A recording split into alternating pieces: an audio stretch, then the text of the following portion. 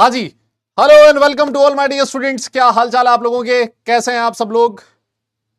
उम्मीद है आप सब लोग बहुत बढ़िया होंगे। एक बार फिर से मैं आप सब लोगों का वेलकम करता हूं लक्ष्य जेई 2026 बैच में। हम लोग एक बहुत जबरदस्त, बहुत शानदार और बहुत इंटरेस्टिंग चैप्टर पढ़ रहे हैं। उसका नाम है सोल्ट एनालिसिस। और आज इस सोल्ट एनालिसिस का लेक्चर नंबर 3 करने वाले हैं। फटाफट से बताइए कैसे हैं सब लोग। वेरी गुड इवनिंग, नमस्कार आप सब लोगों को। गुड इवनिंग, नमस्कार नमस्कार नमस्कार। कैसे हैं भाई? कैसे हो सब लोग? गुड इवनिंग, नमस्कार। हाँ जी, नमस्कार। बहुत बढ़िया, बहुत बढ़िया जी। मैं बहुत बढ़िया हूँ। आप लोग भी बताइए कैसे हैं। हाँ हाँ, नमस्कार नमस्कार। तो फील आ रही है आपको सॉल्ट एनालिसिस चैप्टर की? मजा आ रहा है आपको पढ़ के सॉल्ट एनालिसिस? है नहीं? कह रहा बता इंटरेस्टिंग। क्यों यार, इंटरेस्टिंग नहीं है क्या? मतलब कितनी अच्छी अच्छी चीजें बताई है आप लोगों को, बताओ। है ना, पतंजलि और ये वो, मतलब समझ रहे हो तुम? अलग अलग संधि विच्छेद बताओ उसमें। हिंदी भी चल रही है और सब कुछ चल रहा है, बताओ। है? और फिर भी तुम लोग कह रहे हो कि मजा नहीं आ रहा है। ये बताओ। नहीं है? अरे यार, मतलब हद दबा है। फिर क्या करें यार? नहीं। ओहो। अब यार नहीं है तो फिर तो क्या ही किया जाए। हम्म। कैसे करें फिर? अबे किसका बर्थडे? मेरा कोई बर्थडे बर्थडे नहीं है। हाँ, मेरा मतलब नहीं है। जन्मदिन मेरा नहीं है भाई। अगर किसी का है उसको उसको जन्मदिन की बहुत बहुत मुबारक। लेकिन मेरा नहीं है अभी, है ना। और मेरा साल में एक बार आता है जो आ चुका है। हाँ, आ चुका है ना। चलिए। तो तो जैसे ये जो चैप्टर है, इस चैप्टर के बारे में मैं आपको पहले भी बोल रहा था कि इस चैप्टर में ऐसा होने वाला है, इस तरह की रिएक्शंस होंगी, कलर्स होंगे, ये सब कुछ होंगे। आ, देखो, समझाने के लिए ना, मतलब सिर्फ मैक्सिमम चीजें जो समझाई जा सकती हैं वो प्रोसेस समझाया जा सकता है कि जब हम लोग लैब में एक्सपेरिमेंट करते हैं तो किस तरह से एक्सपेरिमेंट किया जाता है ना, वो प्रोसेस आपको समझाया जा सकता है। उसी तरीके से क्यों किया जाता है, अगर ये चीज ऐड करी है तो क्यों की है, इसको पहले ऐड कर देंगे तो क्या होगा, इसको बाद में ऐड कर देंगे तो क्या होगा। यस। तो ये चीजें जो है वो कॉन्सेप्ट्स है वो समझाए जा सकते हैं बस। लेकिन अब यार कलर है, कोई कंपाउंड बना है, स्मेल है, प्रेसिपिटेट है, वो याद रखना पड़ेगा यार, मतलब। है ना, सॉरी टू से बट इसमें बहुत ज्यादा समझाने का है नहीं एक्चुअली। है ना। और इसीलिए मैं आप लोगों से कह भी रहा था कि अगर हम लोग सिर्फ जेई मेंस के सिलेबस के अकॉर्डिंग बात करें तो जेई मेंस के सिलेबस में मैक्सिमम पॉसिबिलिटी ये होती है कि जो क्वेश्चंस आते हैं वो हमारे जो एनसीईआरटी लैब मैनुअल है उसी से क्वेश्चन आते हैं, है ना। और मैं काम करूंगा, या तो जो नेक्स्ट क्लास होगी उसमें हर एनायन की कौन कौन सी रिएक्शंस जो हैं वो लैब मैनुअल में दी हुई हैं, वो रिएक्शंस भी यहां पर लिख लूंगा, या तो, है ना। एक काम ये किया जा सकता है जिससे कि आपको ये पता रहे कि हाँ, अगर मुझे लैब मैनुअल पढ़ना है या फिर एनसीईआरटी पढ़नी है तो ये वाली रिएक्शंस हैं जो मुझे पढ़नी है ना। और मैं उस पर मार्क भी कर दूंगा भले ही आप लोग कहोगे तो। और उसके अलावा क्योंकि हम लोग सब कुछ एक साथ कवर कर ही रहे हैं, तो फिर मैंने सोचा कि जैसे मान लो मैं सल्फाइड आयन कवर करवा रहा हूं, है ना, सल्फाइड आयन मैं करवा रहा हूं। अब हर एक आयन का अगर आप लोग अपनी एनसीईआरटी लैब मैनुअल में देखोगे ना, तो हर लैब मैनुअल हर हर आयन की सिर्फ 3-4 रिएक्शंस दे रखी है मैक्सिमम, है ना। और 3-4 रिएक्शंस में उस आयन को निपटा दिया है।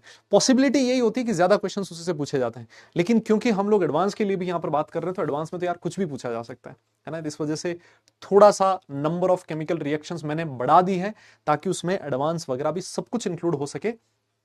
यस। लेकिन जो लैब मैनुअल की रिएक्शंस है वो मैं आपको अलग से ही बता दूंगा, है ना। मेरे हिसाब से अब तो ठीक रहेगा। और वेटेज की अगर हम लोग बात करें इस चैप्टर की, बच्चे पूछ रहे हैं कि सर वेटेज कितना है। देखो यार, लगभग एक क्वेश्चन इस चैप्टर से आता है ना। बाकी वही मेंस में तो वही है, मतलब जो बाकी का है लगभग वही वेटेज इस चैप्टर का है, लगभग एक क्वेश्चन आता है मेंस में, है ना। और लेकिन इससे एक बेनिफिट ये होता है कि जब आप ये वाला चैप्टर यहां कर लेते हो तो आपको जो आपका प्रैक्टिकल पार्ट होता है उसमें आसानी हो जाती है। जब आपके स्कूल में प्रैक्टिकल्स होंगे तो उसमें आपको बहुत ईजी होगा, ठीक है। लेकिन अगर एडवांस की बात की जाए, है ना, एडवांस की बात की जाए तो एडवांस में बहुत सारी रिएक्शंस हैं कई बार जो सोल्ट एनालिसिस से पूछी गई हैं।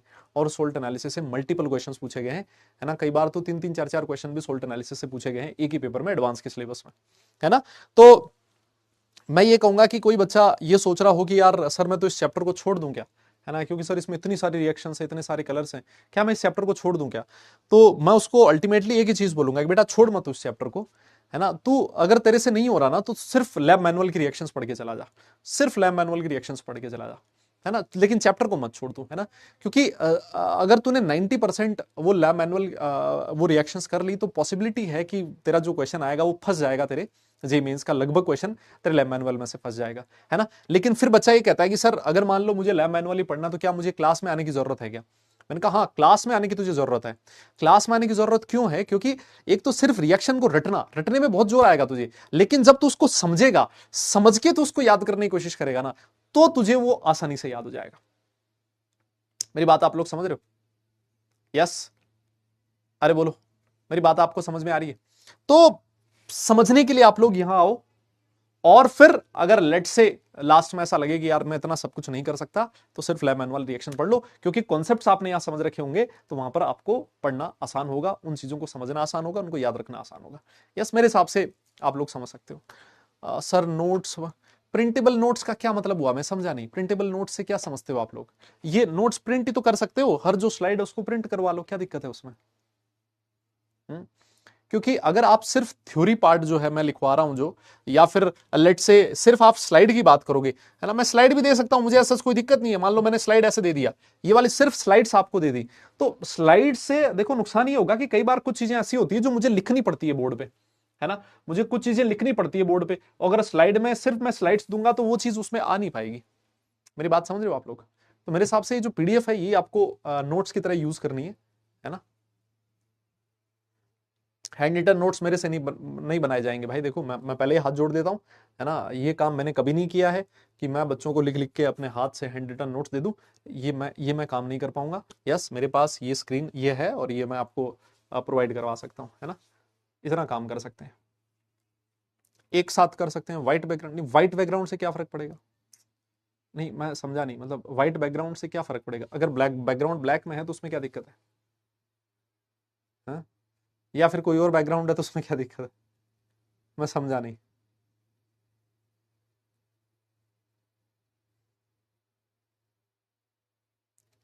हाँ,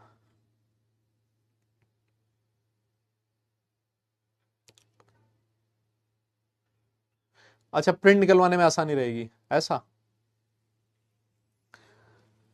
ओके, चलो फिर कर देंगे, मतलब वो भी कर देंगे आपके लिए, और क्या है ना, इतना सब कुछ किया है तो एक काम और कर देंगे। लेकिन फिर उसमें जो मैं कभी कभी इससे पेन से लिख के जो समझाता हूँ, है ना, कोई डायग्राम बनाता हूँ या फिर कुछ और चीज जो मैं पेन से समझाता हूँ, वो उसमें कैसे करोगे? यस, वो उसमें कैसे करोगे?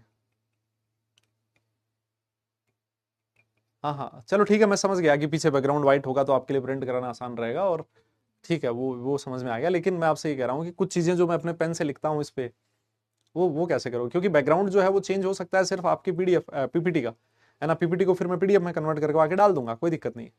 लेकिन वो कैसे आएगा? उसकी जरूरत नहीं है, वो हम लिख लेंगे। चलो फिर ठीक है, फिर कोई दिक्कत नहीं है, आ जाता है। अच्छा,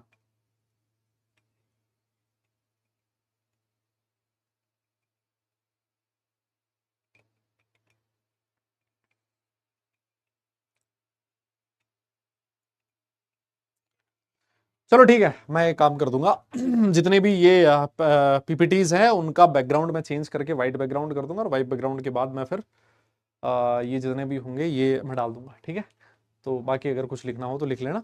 बाकी अच्छा, रोहित सर देते हैं तो मैं एक बार सर से बात कर लूंगा, है ना। हाँ, तो मैं कर लूंगा बात, ठीक है। अब खुश रहो, अब एक बार के लिए पढ़ लें हम लोग, है ना। हाँ, आ जाओ। तो हम लोग सोल्ट एनालिसिस का लेक्चर नंबर 3 करने वाले हैं। देखो लास्ट क्लास में हम लोगों ने एनाइंस का क्लासिफिकेशन किया था, याद है आप लोगों को? एनाइंस को हमने मोटा मोटा दो कैटेगरी में डिवाइड किया था, 1 और 2, है ना, और 1 में भी फिर हमने दो अलग अलग कैटेगरी लिखी थी, और फिर उसके बाद जो सब ग्रुप 1 था उसके एनाइंस के बारे में हम लोग पढ़ रहे थे। हमने लास्ट क्लास में कार्बोनेट आयन पढ़ लिया था, बाइकार्बोनेट आयन पढ़ लिया था, और फिर उसके बाद सल्फाइड आयन के बारे में भी हम लोगों ने लास्ट क्लास में बात कर ली थी। आज जो हम लोग बात करने वाले हैं, सबसे पहले नाइट्राइट आयन के बारे में बात करेंगे। नाइट्राइट मेरे हिसाब से आप सब लोग जानते हो, NO2 माइनस को हम लोग नाइट्राइट कहते हैं। यस, सल्फाइड आयन के बारे में बात करेंगे। सल्फाइड आयन इज SO3, 2- है ना, ये सब ग्रुप 1 चल रहा है। Acetate ion, yes, acetate ion के बारे में भी सारी दुनिया जानती है, CH3CO- को एसिटेट आयन बोला जाता है। और बाईसल्फाइड बोले तो HSO3- है ना। ये वो आयंस है जिनके बारे में आज हम लोग बात करेंगे। देखते हैं इनमें से कितना हो पाता है ना, जितना हो पाएगा उतना करेंगे, नहीं हो पाएगा उसको हम लोग नेक्स्ट क्लास में देखने वाले। Yes yes, how many lectures, देखो यार वो आप लोगों के ऊपर है ना, वो आप लोगों के ऊपर है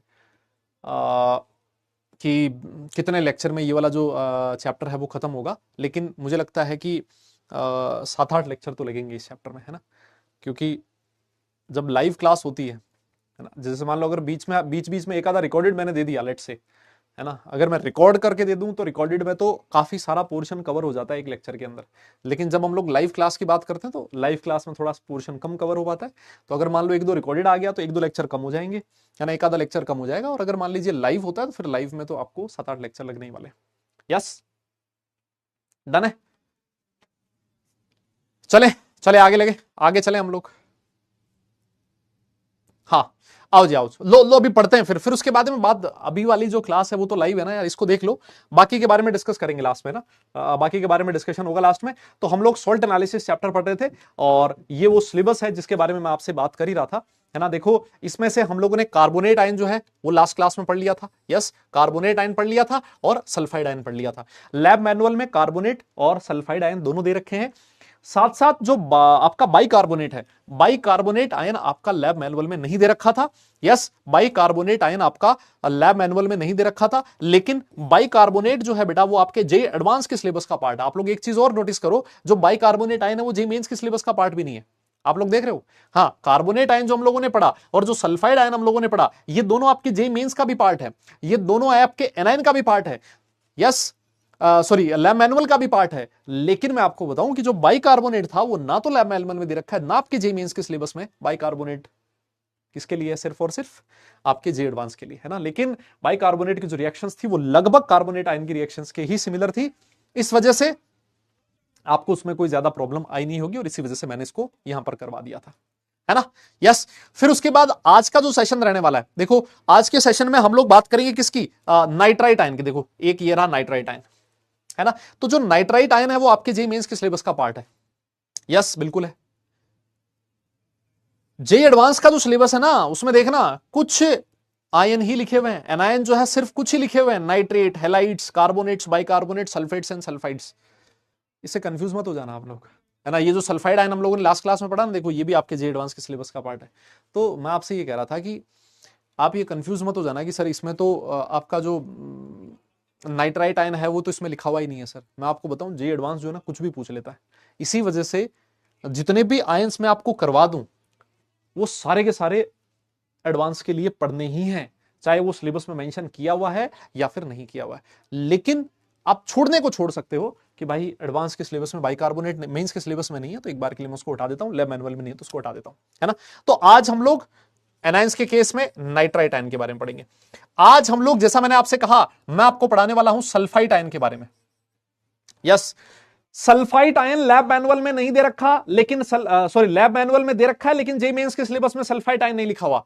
लेकिन क्योंकि आपके लैब मैनुअल में दिया है तो सल्फाइट आयन जो है वो आपके जे मेंस के सिलेबस में आ सकता है ना। मैं फिर बता देता हूं, थोड़ा सा मैं आप लोगों का मुंह बंद करना चाहता हूं, उसके लिए मैं क्षमा चाहूंगा आप लोगों से, है ना। चैट मैंने थोड़ी देर के लिए बंद कर दिया।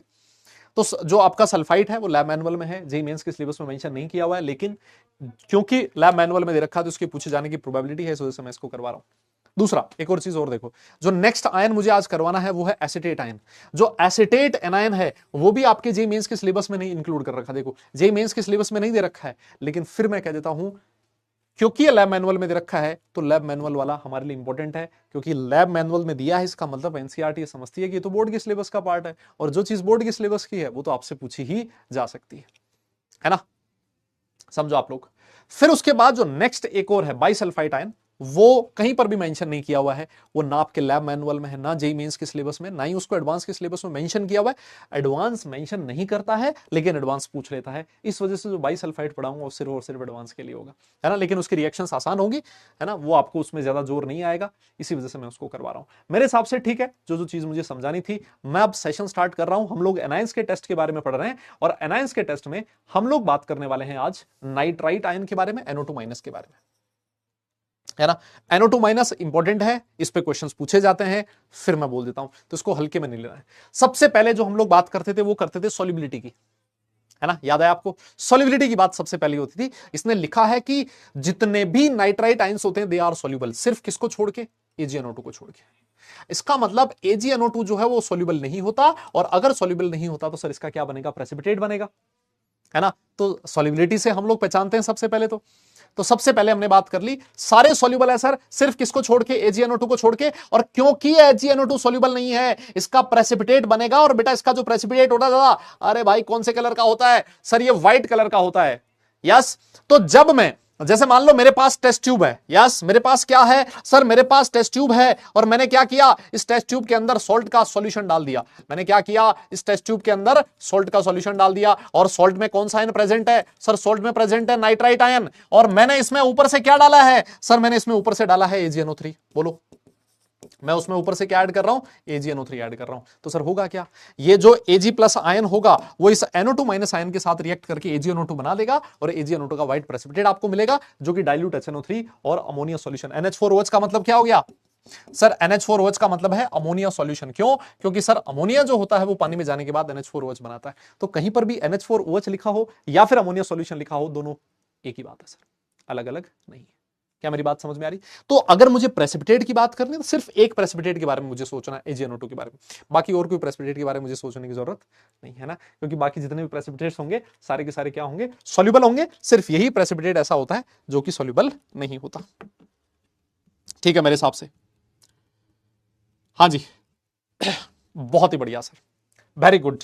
अब मुझे एक बात बताइए, जो NO2 माइनस आयन है, नाइट्राइट आयन जो है, वो एक ऑक्सीडाइजिंग एजेंट है, रिड्यूसिंग एजेंट है, या फिर बोथ है? जल्दी से बताओ, NO2 माइनस किसकी तरह बिहेव करता है?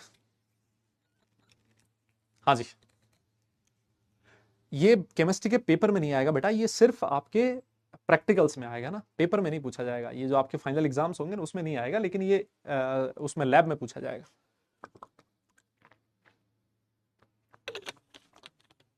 जल्दी बताओ फिर क्या है, बोलना पड़ेगा, जल्दी जल्दी। बोथ है पक्का? सर देखो यहां पर NO2 माइनस में जो नाइट्रोजन है उसका ऑक्सीडेशन स्टेट क्या है सर, मेरे हिसाब से +3 है। नाइट्रोजन की जो मैक्सिमम होता है सर ऑक्सीडेशन स्टेट वो +5 होता है, और सर इसका जो मिनिमम ऑक्सीडेशन स्टेट होता है वो -3 होता है। बोलो, अरे सर जो नाइट्रोजन है वो अपनी इंटरमीडिएट ऑक्सीडेशन स्टेट में है, और अगर ये इंटरमीडिएट ऑक्सीडेशन स्टेट में है, इसका मतलब सर जो नाइट्राइट आयन होगा वो both oxidising and reducing agent की तरह बिहेव कर सकता है। आपको ये बात समझनी पड़ेगी, आपको ये बात समझनी पड़ेगी। अगर ये ऑक्सीडाइजिंग एजेंट की तरह बिहेव करेगा तो खुद का रिडक्शन होगा, और अगर ये रिड्यूसिंग एजेंट की तरह बिहेव करेगा तो खुद का ऑक्सीडेशन होगा। मेरे हिसाब से कोई दिक्कत नहीं है सर, ये चीज हम लोग रेडॉक्स रिएक्शन में कक्षा 11 में पढ़ चुके हैं, और सारी दुनिया जानती है इसके बारे में, है ना, इसमें तो कोई प्रॉब्लम हो ही नहीं सकती। अब मैं कुछ रिएक्शंस इसकी बताने वाला हूं जहां पर ये एक रिड्यूसिंग एजेंट की तरह बिहेव करेगा। यस, ये किसकी तरह बिहेव करेगा, रिड्यूसिंग एजेंट। अच्छा मुझे एक बात बताओ, अगर ये एक रिड्यूसिंग एजेंट है ना, NO2 माइनस अगर रिड्यूसिंग एजेंट है तो ये किसके साथ रिएक्ट करेगा? ऑब्वियस, अगर ये रिड्यूसिंग एजेंट है तो ये किसी एक ऑक्सीडाइजिंग एजेंट के साथ रिएक्ट करेगा, और ऑक्सीडाइजिंग एजेंट इसको क्या करेगा, ऑक्सीडाइज कर देगा, और ऑक्सीडाइज करके किसमें भेज देगा, NO3 माइनस में। नाइट्राइट आयन जो होता है वो किसमें कन्वर्ट हो जाता है, नाइट्रेट आयन में कन्वर्ट हो जाता है। कब कब? जब जब ये एक रिड्यूसिंग एजेंट की तरह बिहेव करेगा। रिड्यूसिंग एजेंट की तरह बिहेव करेगा तो वो एक ऑक्सीडाइजिंग ऑक्सीडाइजिंग एजेंट के साथ रिएक्ट करेगा, मतलब खुद का ऑक्सीडेशन पॉसिबल हो सकता है। तो आपके सामने कुछ रिएक्शन देखो, ये लिखा हुआ है ना कि बेस्ड ऑन रिड्यूसिंग प्रॉपर्टी, इसकी कुछ रिएक्शंस ऐसी हैं जो हम लोग रिड्यूसिंग प्रॉपर्टीज के बेसिस पे देखने वाले हैं कि NO2- एक रिड्यूसिंग एजेंट है, तो ऑक्सीडाइजिंग एजेंट के साथ रिएक्ट करेगा और किसमें कन्वर्ट हो जाएगा, यहां पर +3 है और +3 से किसमें चला जाएगा, +5 में चला जाएगा। NO3- जो है वो +5 ऑक्सीडेशन स्टेट में चला गया। अब आप में से कई बच्चे होते हैं, और मैं एक देख भी रहा था, एक बच्चे का डाउट है कि सर जो नाइट्रोजन होता है तो +5 ऑक्सीडेशन स्टेट शो ही नहीं करता। मुझे नहीं पता कि ये डाउट आपका कहां से आया है, या आपको किसने बता दिया कि नाइट्रोजन +5 ऑक्सीडेशन स्टेट शो नहीं कर सकता। नाइट्रोजन +5 शो कर सकता है। नाइट्रोजन 5 वैलेंसी शो नहीं कर सकता। नाइट्रोजन जो है उसकी मैक्सिमम वैलेंसी 4 पॉसिबल है, नाइट्रोजन की वैलेंसी 5 नहीं हो सकती। वैलेंसी अलग चीज है और ऑक्सीडेशन स्टेट अलग चीज है ना। दोनों को कभी कंपेयर मत किया करो, है ना। ये मत बोल दिया करो कि ये दोनों एक ही होता है। यस, बिल्कुल नहीं होता, है ना। हाँ, HNO3 में होता ही है, बताओ। अच्छा, तो सर देखिए NO2- किसकी, यहां पर एक रिड्यूसिंग एजेंट है और यहां KMnO4 +7 ऑक्सीडेशन स्टेट में है। NO2- जो होगा, सोचिए अगर मान लीजिए आपकी टेस्ट ट्यूब है ना, और टेस्ट ट्यूब के अंदर नाइट्रेट आयन प्रेजेंट है, आपने उसमें क्या डाल दिया सर, MnO4- डाल दिया, KMnO4 डाल दिया। सर KMnO4 जो होता है उसका कलर कैसा होता है, पर्पल कलर होता है, और अगर इसका पर्पल कलर है तो ये जो NO2- होगा उसको एसिडिक मीडियम में +7 से +2 में भेज देगा। बेटा जो +7 +2 होता है वो बहुत हल्का पिंक होता है, कई बार ये पिंक इतना हल्का होता है कि बाहर से देखने पे ये कलरलेस की तरह दिखता है ना। तो कहीं पर आप बवाल मत मता देना, है ना, कि लट लेके मत खड़े हो जाना कि सर कहीं पर तो लाइट पिंक लिखा होता है, आपने तो बताया था लाइट पिंक होता है, लेकिन सर हमने देखा तो सर वो तो कलरलेस था। वो पिंक इतना मतलब लाइट होता है कि कई बार कलरलेस दिखाई देता है ना। तो मेरे हिसाब से इसमें प्रॉब्लम नहीं होनी चाहिए, है ना। और ये रिएक्शन तो देखी लग रही होगी। Mn जो होगा +7 से +2 में जाएगा और Mn2+ लाइट पिंक या फिर कलरलेस होता है। सर जो क्रोमियम होगा K2Cr2O7 ये ऑरेंज कलर का होता है सर, और NO2- जो होगा वो इसको +6 से +3 में भेज देगा, और क्रोमियम 3+ किस कलर का होता है, ग्रीन कलर का होता है। आपका जो ब्रोमीन वाटर होता है वो ब्राउन कलर का होता है, लेकिन नाइट्राइट आयन उसको किसमें कन्वर्ट कर देगा, Br- में। Br- का मतलब ये क्या हो जाएगा, कलरलेस हो जाएगा, और हर केस में खुद ऑक्सीडाइज हो जाएगा NO3- में। ये तीनों रिएक्शंस हम लोग पहले भी पढ़ चुके हैं, अगर आपको कुछ कुछ याद आ रहा हो तो, है जी। अरे कुछ कुछ याद आ रहा है कि H2S की रिएक्शन करवाई थी लास्ट वाली में, कह रहा है कि हमने टाइट्रेशन, अबे टाइट्रेशन में क्यों करना है, टाइट्रेशन में क्या करने की जरूरत है, सल्फाइड आयन नहीं पढ़ाया था H2S, जो सल्फाइड आयन होगा एस सल्फर 2- उसका सिर्फ ऑक्सीडेशन हो सकता है, मतलब वो सिर्फ और सिर्फ रिड्यूसिंग एजेंट की तरह बिहेव करता था, और रिड्यूसिंग एजेंट की तरह जो बिहेव करेगा वो इन सबको क्या करेगा, रिड्यूस कर देगा, +7 से +2, +6 से +3 और 0 से -1। तो ये तो हमने सल्फाइड आयन में भी पढ़ रखी थी रिएक्शंस, ज्यादा बोलना पड़ेगा यार आना में। यस, हाँ पिछली क्लास में किया तो था ही। तो ये कोई नई रिएक्शन नहीं पढ़ाई है, और ये रिएक्शन पता नहीं कितनी बार आएगी इस चैप्टर में, कितनी ही बार आएगी इस चैप्टर में, बोलो ना यार। देखी लग रही है ना रिएक्शंस। यस, ठीक है सर, देखी लग रही है सर, ठीक बात है सर। अब इसके बाद ये तो वो रिएक्शंस हैं, ये वो रिएक्शंस हैं जिसमें आपका NO2- किसकी तरह बिहेव कर रहा है, रिड्यूसिंग एजेंट की तरह, और रिड्यूसिंग एजेंट मतलब खुद का ऑक्सीडेशन हो रहा है। तो सर कुछ रिएक्शंस ऐसे भी तो होंगी जहां पर ये ऑक्सीडाइजिंग एजेंट की तरह बिहेव करेगा, और अगर ये ऑक्सीडाइजिंग एजेंट है मतलब इसकी रिएक्शन किसी रिड्यूसिंग एजेंट के साथ होगी, और रिड्यूसिंग एजेंट इसको रिड्यूस कर देगा। आपने कहा सर जब ये ऑक्सीडाइज होगा तो +5 नाइट्रेट आयन में ऑक्सीडाइज होगा, लेकिन सब ये रिड्यूस होगा तो कौन सी स्पीसीज में रिड्यूस होने वाला है, वो डिपेंड करेगा कि आपका रिड्यूसिंग एजेंट किस तरीके का है। यस, आपका रिड्यूसिंग एजेंट किस तरीके का है। आज लेक्चर नंबर 4 है, 4 है कि लेक्चर नंबर 3 है, हैं जी। लेक्चर नंबर 4 है कि 3 है, एक बार और सोच लो यार तुम लोग, मतलब है 3 होगा यार मेरे हिसाब से, 4 कहां से आ गया है। आओ सर, देखिए आपका जो NO2- है वो एक ऑक्सीडाइजिंग एजेंट की तरह बिहेव करेगा, मतलब ये किसके साथ रिएक्ट करेगा, एक रिड्यूसिंग एजेंट के साथ रिएक्ट करेगा। NO2- में नाइट्रोजन +3 ऑक्सीडेशन स्टेट में है, बिल्कुल है सर, बिल्कुल है सर। और जब इसने एक रिड्यूसिंग एजेंट, एक नॉर्मल से रिड्यूसिंग एजेंट के साथ रिएक्ट किया तो ये NO2 माइनस से किसमें कन्वर्ट हो जाएगा, NO में। NO बोले तो नाइट्रोजन का ऑक्सीडेशन स्टेट कितना है यहाँ, +2, तो ये रिड्यूस हो गया +3 से +2। लेकिन अगर यहीं पर आपने इसकी रिएक्शन किसी एक स्ट्रॉन्ग रिड्यूसिंग एजेंट के साथ करवा दी तो स्ट्रॉन्ग रिड्यूसिंग एजेंट इसको इसकी लोवेस्ट पॉसिबल ऑक्सीडेशन स्टेट में रिड्यूस कर देगा। और लोवेस्ट पॉसिबल ऑक्सीडेशन स्टेट कितनी होती है उसकी, -3, -3 बोले तो ये NH3 बना देगा, लोवेस्ट ऑक्सीडेशन स्टेट। ये वाला कॉन्सेप्ट समझ में आया। अगर आपने इसकी रिएक्शन किसी एक नॉर्मल सा, है ना, छोटा है ना, चिन्नू सा गली का, है ना, गली के गुंडे नहीं होते क्या, है ना, ऐसे किसी रिड्यूसिंग एजेंट के साथ करवा दी तो इसका रिडक्शन हो गया +3 से +2। लेकिन वहीं डॉन, है ना, शहर का डॉन, उसके साथ रिएक्शन करवाई। अब मैं बताऊंगा आपको कि कौन कौन से हैं शहर के डॉन, है ना, स्ट्रॉन्ग रिड्यूसिंग एजेंट कौन से, वो भी मैं आपको बताऊंगा। तो NO2 माइनस किस में चला जाएगा, NH3 में। और अमोनिया, आपको बताइए इसकी स्मेल कैसी होती है।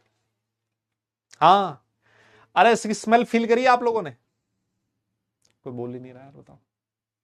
हाँ बताओ, अरे इसकी स्मेल तो फील करी होगी, इंडियन मतलब भारत देश में तो भरमार है, नहीं क्या, भरमार है मतलब। हाँ आओ जी, खैर रोटन एग नहीं होते, मैं थप्पड़ मार दूंगा। रोटन एग कहां से होगी इसकी। हाँ अरे मैंने बताया तो था, हाँ हाँ, इंडियन जो आपके पब्लिक टॉयलेट्स होते हैं उनके सामने से निकलो, ओहो हो, जो महक आ रही होगी वो अमोनिया की स्मेल ही होगी, है ना। तो जैसे मान लो I माइनस है ना, I माइनस एक आपका रिड्यूसिंग एजेंट है, लेकिन ये बहुत जबरदस्त रिड्यूसिंग एजेंट नहीं है ना, ये रिड्यूसिंग एजेंट है हल्का फुल्का सा, है ना, ये एक mild mild mild reducing agent है ना। तो जब टू माइनस आपके पास टेस्ट ट्यूब में नाइट्राइट एजेंट है, डाल दिया, KI डाल दिया लेट से, है ना, I माइनस डाल दिया, तो ये जो माइनस होगा किस में कन्वर्ट हो जाएगा, NO में कन्वर्ट हो जाएगा। और I माइनस ऑक्सीडाइज होकर किस में कन्वर्ट हो जाएगा, I2 में। अब I2 बना है, ये मैं कैसे पता लगाऊं। यस, मान लीजिए इस रिएक्शन में I2 बना है और I माइनस I2 में ऑक्सीडाइज हुआ है, ये मैं कैसे पता लगाऊं।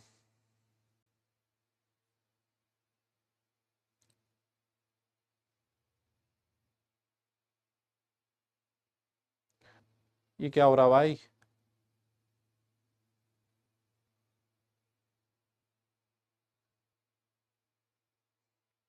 हाँ हो गया सही, अभी हो गया सही, बेटर हो गया अभी। अब मैं आपको बता दूं आप क्या मैंने बोला है, हाँ मैं वापस बता दूं, मुझे भी स्क्रीन पर दिख रहा था ऐसे, स्लो मोशन चल रहा था। जो मैं वापस बोल देता हूं, है ना, मैंने क्या बोला है।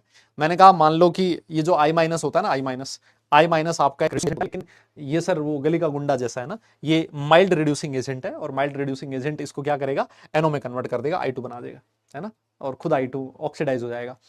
मेरा आपसे क्वेश्चन ये है, मेरा आपसे क्वेश्चन ये है कि कैसे पता लगेगा कि इसमें I2 बना है, इस रिएक्शन में I2 बना ही है, I2 का पता कैसे लगाऊंगा मैं। ये बताओ आप। तो मेरा क्वेश्चन आपसे ये है कि ठीक है I माइनस था, NO2 माइनस के साथ NO प्लस I2 बना, लेकिन ये सब कुछ तो रिएक्शन में हो रहा होगा ना। आपको वो I2 कान में आके थोड़ी ना बोलेगा भाई मैं बन चुका हूं, नहीं ना, I2 बना ही है, ये आपको कैसे पता लगेगा। मेरा क्वेश्चन आपसे ये है, जल्दी बताओ। हाँ हाँ हाँ बेटा, यहाँ I माइनस है ना, I माइनस है, ये रिड्यूसिंग एजेंट है, और यहाँ पर NO2 माइनस एक ऑक्सीडाइजिंग एजेंट की तरह बिहेव कर रहा है। हाँ, I2 का कैसे पता लगेगा, मेरा क्वेश्चन आपसे ये, I2 का कैसे पता लगाऊं मैं, कैसे।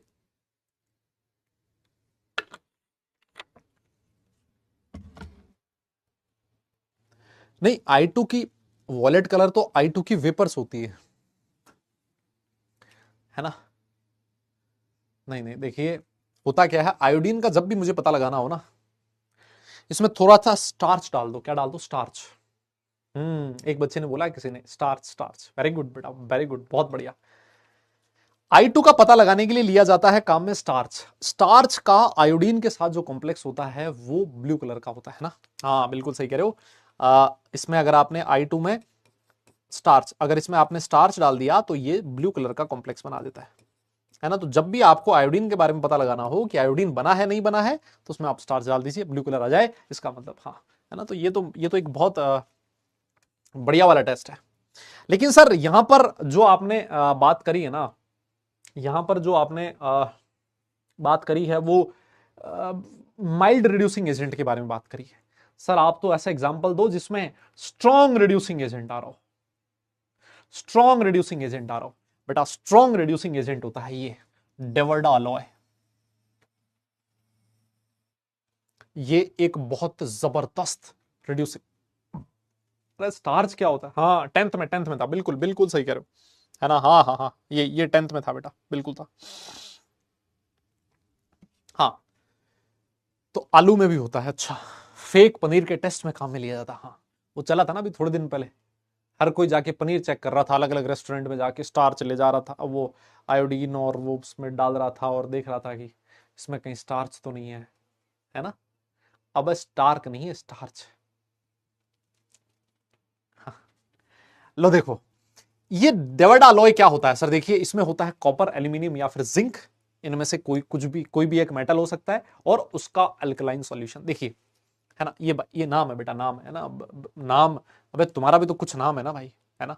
हाँ आयुष नाम है किसी का, दानिश नाम है, वैभवी नाम है ना, किसी का प्रणीत नाम है, प्रिंस है, आरुष है, मतलब ऐसे नाम है ना किसी के, तो वैसे ही यह डेवर्डा अलॉय। तो अगर मान लीजिए जिंक का अल्कलाइन सॉल्यूशन सर एक बहुत जबरदस्त रिड्यूसिंग एजेंट होता है, क्यों? वो इसलिए होता है क्योंकि जिंक का जब आप अल्कलाइन सॉल्यूशन लेते हो, NaOH जो होता है, ये अल्कलाइन है, जब आप लेते हो तो ये क्या बनता है, Na2ZnO, तो सोडियम जिंकेट, और सर साथ में बनती है नवजात हाइड्रोजन, नेसेंट हाइड्रोजन। देख रहे हो क्या तुम लोग, कोई बोल ही नहीं रहा यार। सर इसमें क्या निकलता है, इसमें निकलता है सर हाइड्रोजन, नेसेंट हाइड्रोजन, और जो नेसेंट हाइड्रोजन होती है सर ये एक बहुत जबरदस्त रिड्यूसिंग एजेंट होती है। अबे यार ये तो तुम लोग मतलब पढ़ चुके हो यार, ऑर्गेनिक केमिस्ट्री में पढ़ा है ना तुम लोगों ने, है ना। नेसेंट हाइड्रोजन बहुत जबरदस्त रिड्यूसिंग एजेंट होती है। तो यहां पर आप जिंक भी ले सकते हो, यस। यहां आप लोग जैसे यहां सोडियम जिंकेट बना है, अगर यहां एल्यूमिनियम लोगे तो सोडियम एल्यूमिनेट बनेगा, यस। तो जिंक का या फिर कॉपर का और एल्यूमिनियम का अल्कलाइन सॉल्यूशन जो होता है बहुत जबरदस्त रिड्यूसिंग एजेंट होता है, किसकी वजह से, because of nascent hydrogen, because of nascent hydrogen. और अगर मान लीजिए आपका नाइट्राइट आयन इस डेवर्डा अलॉय के साथ रिएक्ट करेगा तो किसमें कन्वर्ट हो जाएगा, NH3 में कन्वर्ट हो जाएगा। और जो NH3 होता है, पंजेंट स्मेल होती है, अमोनिया की स्मेल मेरे हिसाब से आप सब लोग जानते हो, और ये बेसिक गैस होती है, बेसिक इन नेचर होता है, ये मुझे बताने की अलग से कोई जरूरत पड़नी ही नहीं चाहिए, यस। दादा वो हाँ नेसेंट हाइड्रोजन है ना, यहाँ अगर नेसेंट ऑक्सीजन होता है तो वो स्ट्रॉन्ग ऑक्सीडाइजिंग एजेंट होता है, नेसेंट हाइड्रोजन है तो स्ट्रॉन्ग रिड्यूसिंग एजेंट होता है। दादा बोलना पड़ेगा, क्या चीज क्लियर हुई क्या, यस। डन लिख के बताना पड़ेगा, आगे चलेंगे हम लोग। बेटा यही नेसेंट हाइड्रोजन होता है, दो नेसेंट हाइड्रोजन आपस में मिलके, क्योंकि बहुत जबरदस्त ये रिएक्टिव होता है, भयंकर रिएक्टिव होता है, इस वजह से ये दो हाइड्रोजन के एटम आपस में मिलके H2 बना लेते हैं। फिर ना कई कई जगह इसमें आप लोग नेसेंट हाइड्रोजन ना देखे प्लस H2 भी लिखा हुआ दिखेगा तुम्हें, है ना, प्लस H2 भी लिखा हुआ दिखता है ना। तो ये नेसेंट हाइड्रोजन होती है, यस। हाँ जी बताइए, क्या यहां तक क्लियर है सबको, क्या मैं आगे चल सकता हूं, पक्का पक्का मैं आगे चल सकता हूं, ठीक है। अब एक चीज और, ये जो अमोनिया बना है, ये जो अमोनिया की आपको पंजेंट स्मेल है ना, ये फील होगी।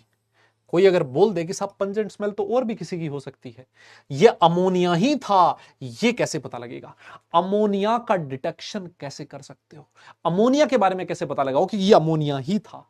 इसके लिए मैं आपके सामने 3-4 रिएक्शंस में लिखना चाहता हूं, 3-4 रिएक्शंस में लिखना चाहता हूं। उसमें से पहली जो रिएक्शन है ये मैं आपको लिखवा चुका हूं। अमोनिया गैस, अमोनिया गैस किसी टेस्ट ट्यूब में से बाहर निकल रही है, इसका अगर पता लगाना हो कि अमोनिया गैस ही है तो कैसे पता लगाएं। यह हम लोगों ने लास्ट क्लास में भी रिएक्शन पढ़ी थी। सर आप एक काम करो, एक फिल्टर पेपर लो, फिल्टर पेपर को एसिड HCl सॉल्यूशन में डिप करके और इस टेस्ट ट्यूब के बिल्कुल एकदम मुंह पे लगा के रख दो, यहां है ना, उसके मुंह पे लगा के रख दो। और जैसे आप उसके मुंह पे रखोगे, ये जो अमोनिया और जो HCl है वो आपस में रिएक्ट करके क्या बनाएगा, NH4Cl बनाएगा, और आपको डेंस व्हाइट फ्यूम्स वहां से दिखाई देंगे। मेरी बात समझ रहे हो क्या? अरे दादा बोलो ना।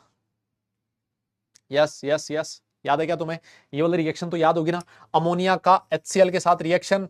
यार ये तो सारी दुनिया जानती है, NH3 प्लस HCl NH4Cl बनता है, और इसके डेंस व्हाइट फ्यूम्स में दिखते हैं आपको। तो आपका कंफर्मेटरी टेस्ट हो गया, आपको कंफर्म हो गया कि हाँ यार ये जो गैस रही होगी वो कौन सी रही होगी, अमोनिया रही होगी। अब पंजेंट स्मेल मतलब बहुत तीखी स्मेल होती है, तीखी बहुत सारी स्मेल्स हो सकती हैं। इसका अमोनिया का जो स्मेल होता है वो, जैसे मैंने आपको बोल दिया, जो वॉशरूम में टॉयलेट में जो स्मेल होता है ना, वो अमोनिया स्मेल होता है। ठीक है दादा, मेरी बात समझ में आ गई क्या? हाँ, डेंस व्हाइट फ्यूम्स मिलते हैं। ठीक है, इसमें ये जो रिएक्शन है ना, ये वाली रिएक्शन भाई बहुत इंपॉर्टेंट रिएक्शन है, वेरी वेरी इंपॉर्टेंट है ना, ये रिएक्शन बहुत इंपॉर्टेंट है। अमोनिया की नेस्लर्स रिएजेंट है ना, K2HgI4, शायद आप लोगों ने ऑर्गेनिक केमिस्ट्री में पढ़ा हो, है ना। अमोनिया का दादा नेस्लर रिएजेंट के साथ जो रिएक्शन है वो बहुत इंपॉर्टेंट है, इस पे क्वेश्चन पूछे जाते हैं। उसमें एक ब्राउन कलर का पीपीटी बनता है। क्या मिलता है? ब्राउन कलर का पीपीटी मिलेगा, और कंपाउंड आपके सामने लिखा है, देखो नाम क्या है इसका, ऑक्सी ये रहा, dimercury, oxy dimercury amino NH2 minus बे, और iodide I minus, oxy dimercury amino NH2 minus iodide. और ये ब्राउन कलर का पीपीटी होता है, ब्राउन कलर का पीपीटी होता है, this is brown colour PPT, है ना। ये नेस्लर रिएजेंट के साथ रिएक्शन, फिर बोल देता हूं, बहुत इंपॉर्टेंट है। और अमोनिया की कॉपर के साथ जो रिएक्शन होती है, कॉपर सल्फेट के साथ, अमोनिया की कॉपर सल्फेट के साथ रिएक्शन से एक बहुत जबरदस्त कंपाउंड बनता है, इसको अब विजर सॉल्ट नहीं, स्विट्जर सॉल्ट बोलते हैं, इसको स्विट्जर सॉल्ट बोला जाता है बेटा। अरे मुन्ना जी, और ये डीप ब्लू कलर का सॉल्यूशन होता है। क्या ये रिएक्शन तुम्हारी देखी देखी लग रही है? क्या इस कंपाउंड के बारे में आप लोगों ने पढ़ा है आज से पहले कभी? कोई बोल ही नहीं रहा यार, हाँ ना बोलना पड़ेगा भाई। क्या आप लोगों ने इस कंपाउंड के बारे में आज से पहले और भी कहीं पढ़ा है क्या? दादा बोलना पड़ेगा यार। यस, क्या आप लोगों ने ये कंपाउंड आज से पहले भी पढ़ा है क्या? ये बहुत इंपॉर्टेंट, बहुत भयंकर इंपॉर्टेंट कंपाउंड हुआ करता था। क्या आप लोगों ने पढ़ा इसके बारे में आज से पहले? यस, आपको बोलना पड़ेगा। क्या आप लोगों ने पढ़ा इसके बारे में?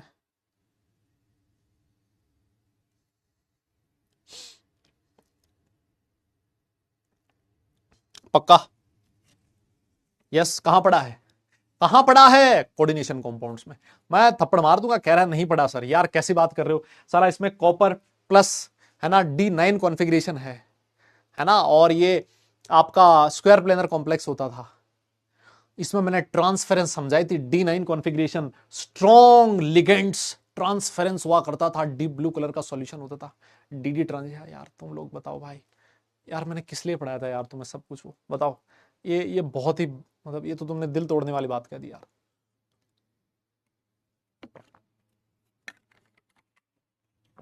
ये तो भाई तुमने बहुत गलत काम कर दिया यार, ये तो बहुत गलत काम कर दिया भाई, बहुत गलत बात है ये तो। नहीं याद है तुम्हें? ट्रांसफेरेंस मतलब सब कुछ करवाया था यार, हद है ना, गड़बड़ होगी, है ना। तो अमोनिया की कॉपर सल्फेट के साथ रिएक्शन करवाओगे तो आपको स्विट्जर सॉल्ट बनेगा, है ना, बहुत इंपॉर्टेंट ब्लू कलर का सॉल्यूशन होता है। और NiCl2 जो कि ग्रीन कलर का होता है, आप NH3 उसमें से पास करवाते हो तो वो डीप ब्लू कलर का बन जाता है, डीप ब्लू कलर में कन्वर्ट हो जाता है because of the formation of this complex, है ना। यहाँ 2+ है बेटा जी, है ना, ये 2+ है। यस, है ना। तो इसमें ये वाली जो ऊपर वाली रिएक्शन है उसको तो याद करने की जरूरत नहीं, ये तो पहले से ही याद है। नेस्लर रिएजेंट के साथ रिएक्शन, ये थोड़ी सी ये आपको याद करना पड़ेगा, ये इंपॉर्टेंट कंपाउंड होता है। ये वाली रिएक्शन भी हम लोगों ने पहले पढ़ रखी है, स्विट्जर सॉल्ट बनता है, इसका नाम याद रख लेना। स्लिप हो गया था, हाँ हो जाता है बेटा स्लिप, है ना, हो जाता है, कोई बात नहीं। आओ जी,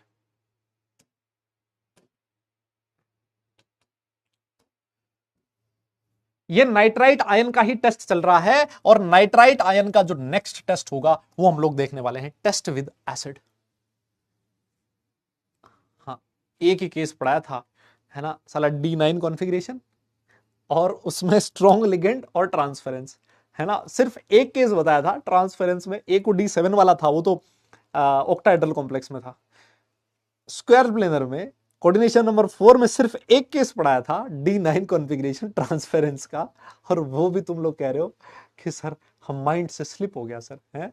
अगर वो एक माइंड से स्लिप हो गया तो बाकी का क्या हुआ होगा, ये मुझे समझ में नहीं आ रहा है ना। हाँ, ये बाकी मैं समझ नहीं पा रहा हूँ बाकी का क्या हुआ होगा।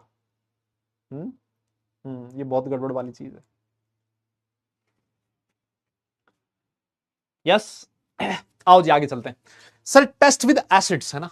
आपको अगर याद हो तो हमने जो कल एक टेबल बनाई थी, उस टेबल में हमने ये लिखा था कि कुछ ऐसे आयंस होते हैं जो कि एसिड के साथ वोलेटाइल कंपाउंड का फॉर्मेशन करते हैं और कुछ नहीं करते।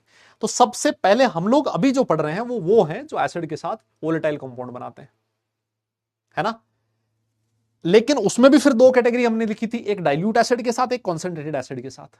तो जो नाइट्राइट आयन था वो डाइल्यूट वाले केस में आता था, याद आया तुम्हें।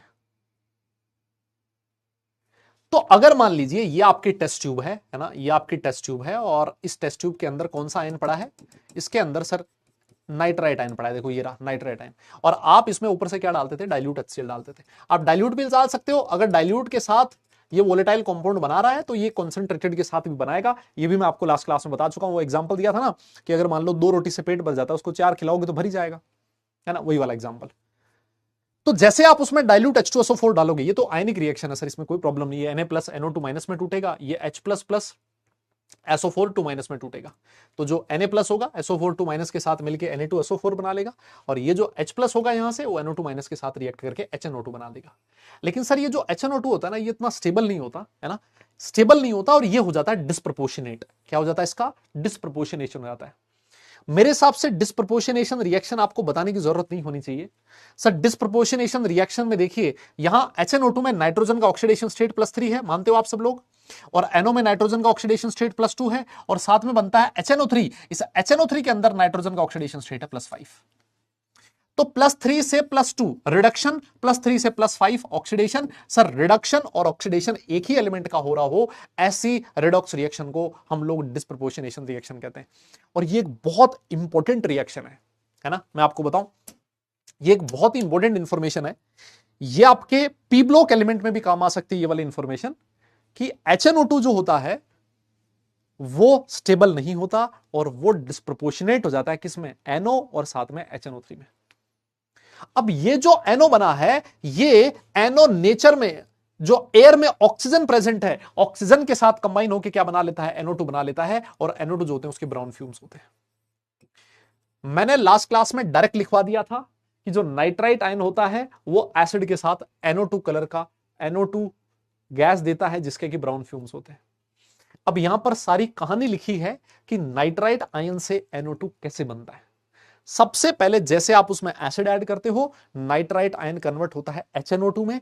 HNO2 स्टेबल नहीं होता, वो NO प्लस HNO3 में डिस्प्रोपोर्शनेट होता है, और NO जो होता है वो एटमॉस्फेरिक ऑक्सीजन के साथ कंबाइन होकर NO2 बना लेता है, और NO2 जो होता है उसके ब्राउन फ्यूम्स होते हैं। मेरा क्वेश्चन आपसे ये है कि एक और भी गैस होती है, एक और चीज होती है जिसके ब्राउन फ्यूम, जिसका कलर रेडिश ब्राउन होता है, कौन है। एक और चीज थी जिसका कलर रेडिश ब्राउन होता था, वो किसका होता है, बताओ देखे। यस। हाँ, काफी सारी रिएक्शंस ऐसी हैं जो बेटा डबल डिस्प्लेसमेंट जैसी हैं, है ना, डबल डिस्प्लेसमेंट जैसी हैं, तो याद रखना उनके लिए आसान, उनको याद रखना आसान है बेटा। हाँ जी जल्दी बताइए। और किसका होता था, यस Br2 का। तो Br2 का भी रेडिश ब्राउन, ये भी रेडिश ब्राउन, दोनों में डिस्टिंग्विश कैसे करते थे कि Br2 भी रेडिश ब्राउन, NO2 भी रेडिश ब्राउन। कैसे पता लगेगा कि Br2 है कि रेडिश NO2 है, इसका भी मैं आपको टेस्ट बता चुका हूं लास्ट क्लास में। हाँ, कितने लोगों को याद है देखें। कितने लोगों को याद है देखें कि वो Br2 है या फिर वो NO2 है, कैसे पता लगेगा। यस, कैसे पता लगेगा।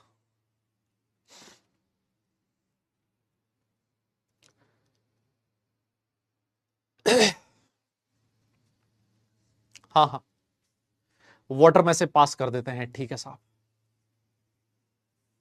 बिल्कुल सही कह रहे हो। एक्वस सॉल्यूशन, यस, आप उसमें पानी में से पास कर दीजिए सर, दोनों को पता लग जाएगा अपने आप ही। यस, वेरी गुड, मतलब पढ़ तो रहे हो तुम लोग। हाँ, पढ़ तो रहे हो मतलब। अब कोई K2Cr2 नहीं। हाँ हाँ हाँ, yes yes yes yes yes, है ना। हाँ, वेरी गुड।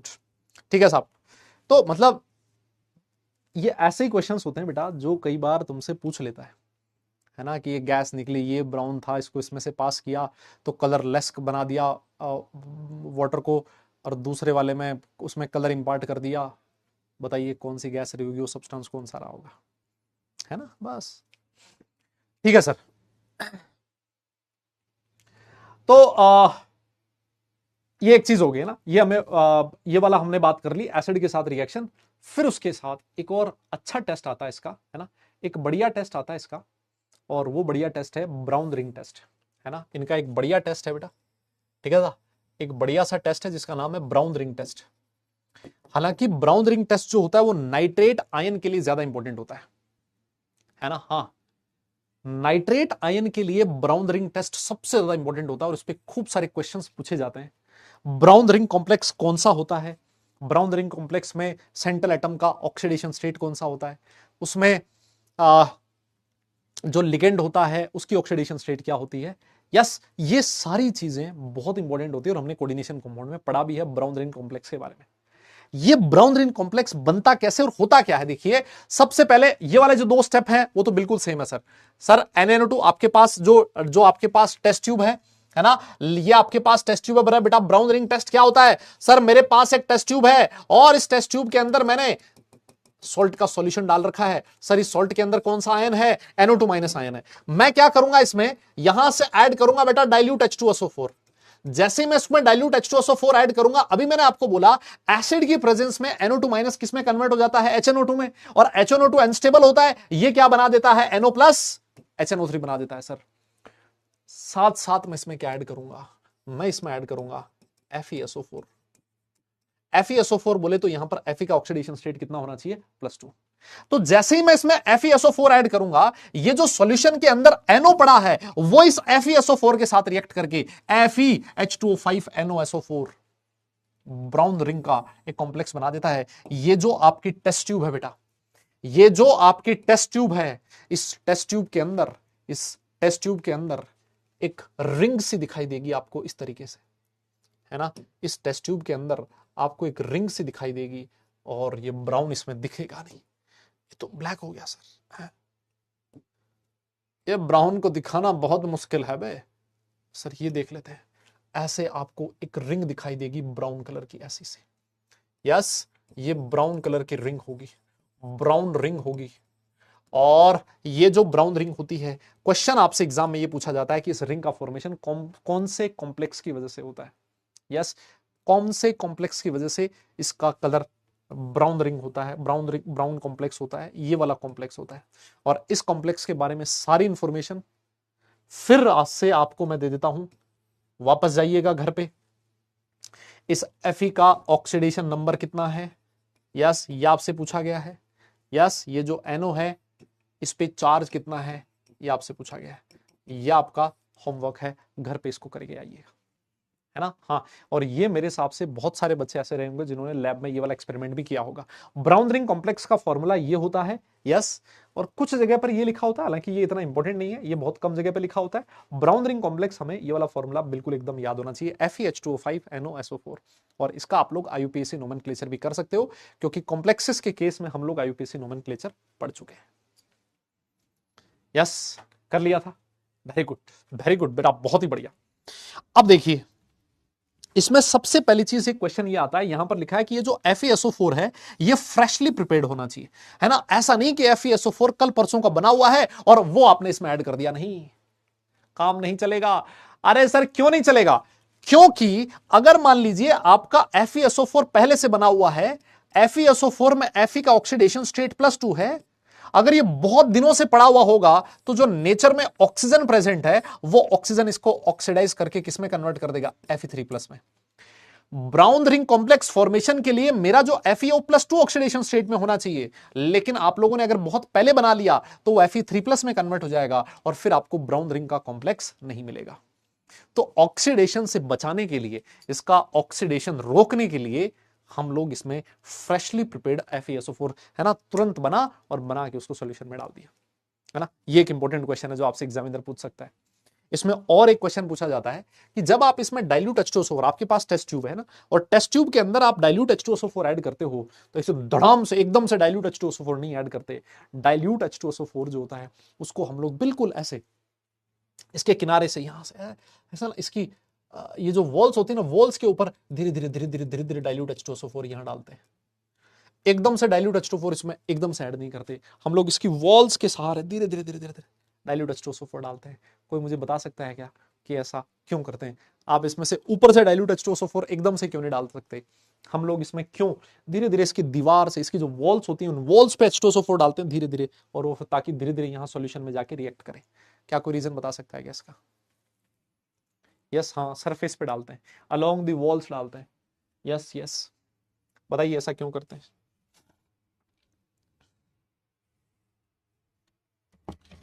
हाँ जी, ऐसा क्यों करते हैं?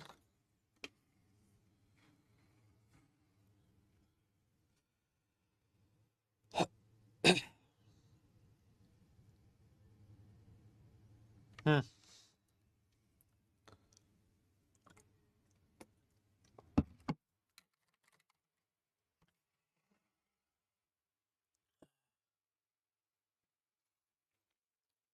हाँ हाँ हाँ हाँ, नहीं, विग्रस रिएक्शन भी नहीं। देखिए, जब ये ब्राउन रिंग टेस्ट होता है ना, जैसे ही आपका ब्राउन रिंग बना उसके अंदर, टेस्ट ट्यूब के अंदर, आप एग्जामिनर को दिखाते हो, सर ब्राउन रिंग बन चुका है मेरा, है ना।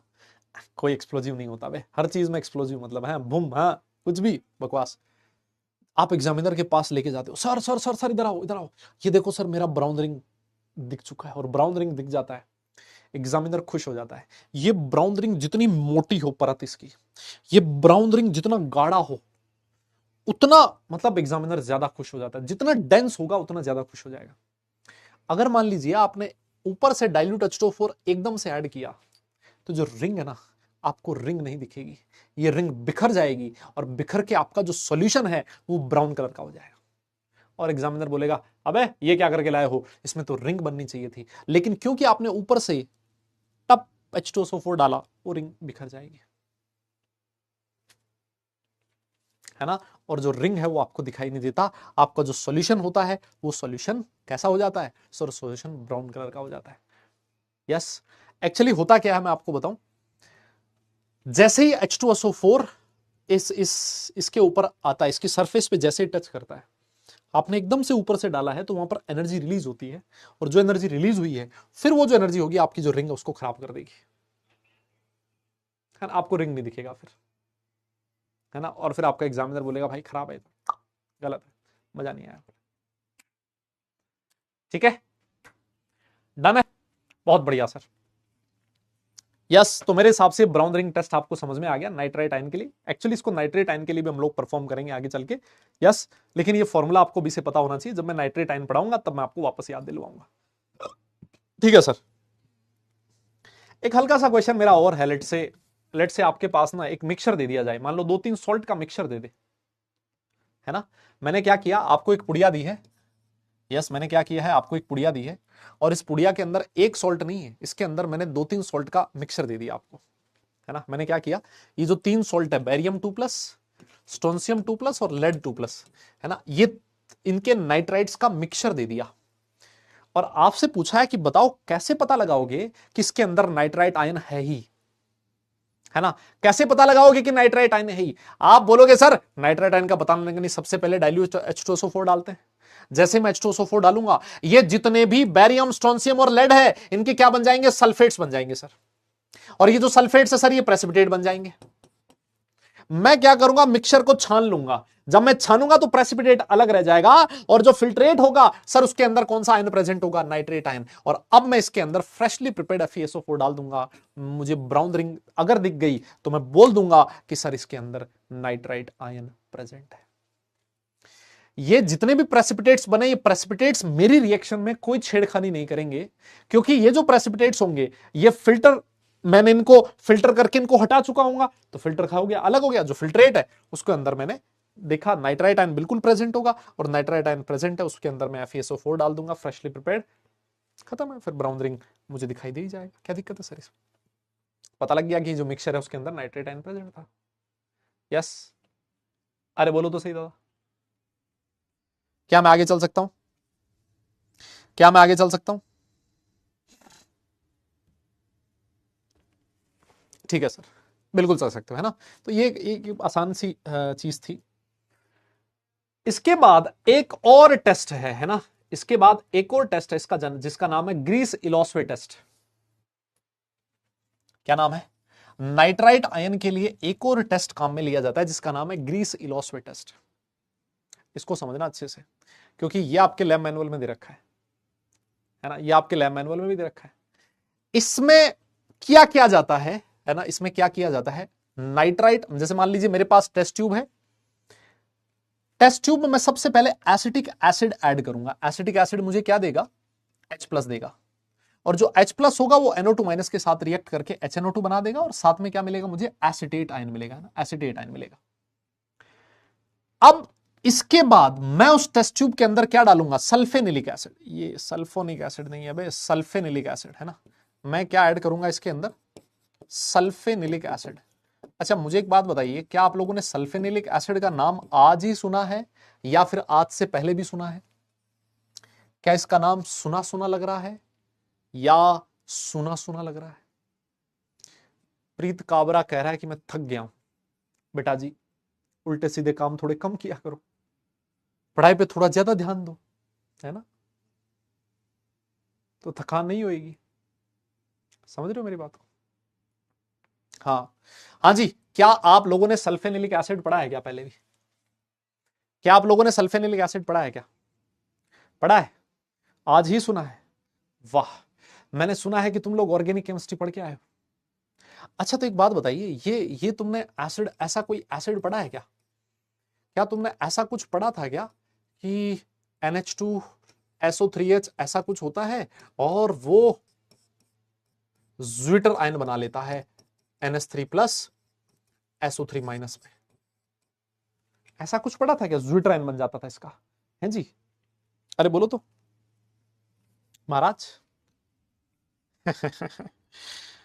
आ सर पढ़ा पढ़ा पढ़ा तो लग रहा है सर, है ना सर। अब ऐसा लग रहा है सर, अब ऐसा लग रहा है जैसे मतलब देखा देखा लगा हुआ हो सर।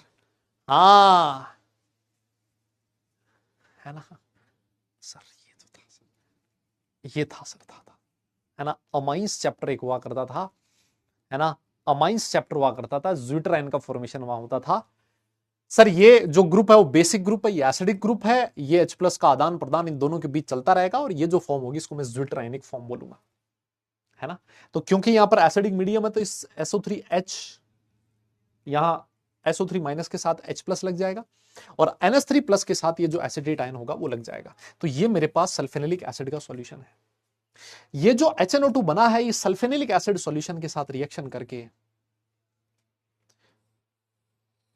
ये रिएक्शन कौन सी है? इस ग्रुप को क्या बोला जाता है? कोई मुझे बता सकता है इस ग्रुप को क्या बोला जाता है? क्या ये रिएक्शन डाई एजोटाइजेशन रिएक्शन है क्या? क्या ये रिएक्शन डाई एजोटाइजेशन रिएक्शन है क्या? आप लोग याद कीजिए, आप लोग पढ़ते थे कि जो एरोमेटिक प्राइमरी अमाइंस होते हैं उनकी जब रिएक्शन HNO2 के साथ की करवाई जाती है तो वो स्टेबल डाइजोनियम सॉल्ट्स का फॉर्मेशन करते हैं, डाई एजोटाइजेशन रिएक्शन शो करते हैं। लेकिन वहीं पर आप लोगों ने यह भी पढ़ा था कि जो एलिफेटिक प्राइमरी अमाइंस होते हैं वो डाई एजोटाइजेशन रिएक्शन के बाद डाई एजो कंपाउंड का फॉर्मेशन नहीं करते, क्योंकि उनके जो डाई एजो कंपाउंड्स होते हैं वो स्टेबल नहीं होते, है ना, एरोमेटिक के ही स्टेबल होते हैं। तो ये डाइएजोनियम सॉल्ट एक तरह से मैं कह सकता हूं कि यहां एक डाइजोटाइजेशन रिएक्शन हुई HNO2 के साथ और ये कंपाउंड बना। लेकिन हमारा अभी टेस्ट खत्म नहीं हुआ है ना, हमारा टेस्ट खत्म नहीं हुआ है। अब इसके अंदर देखो, सबसे पहले क्या किया मैंने? टेस्ट ट्यूब था, टेस्ट ट्यूब के अंदर सुनो सुनो क्या किया मैंने सबसे पहले, देखो वापस देख लेते हैं।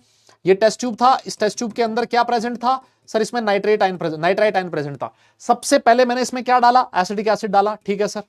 फिर उसके बाद मैं इसमें क्या डालूंगा? सल्फेनिलिक एसिड का सॉल्यूशन डालूंगा, ठीक है, सल्फेनिलिक एसिड सॉल्यूशन डालूंगा। और अब इसके बाद मैं इसमें क्या ऐड करूंगा सर? मैं इसमें ऐड करूंगा 1 नेफ्थाइल अमाइन। गलत स्ट्रक्चर बना रखी, ये यहां नहीं होगा, है ना।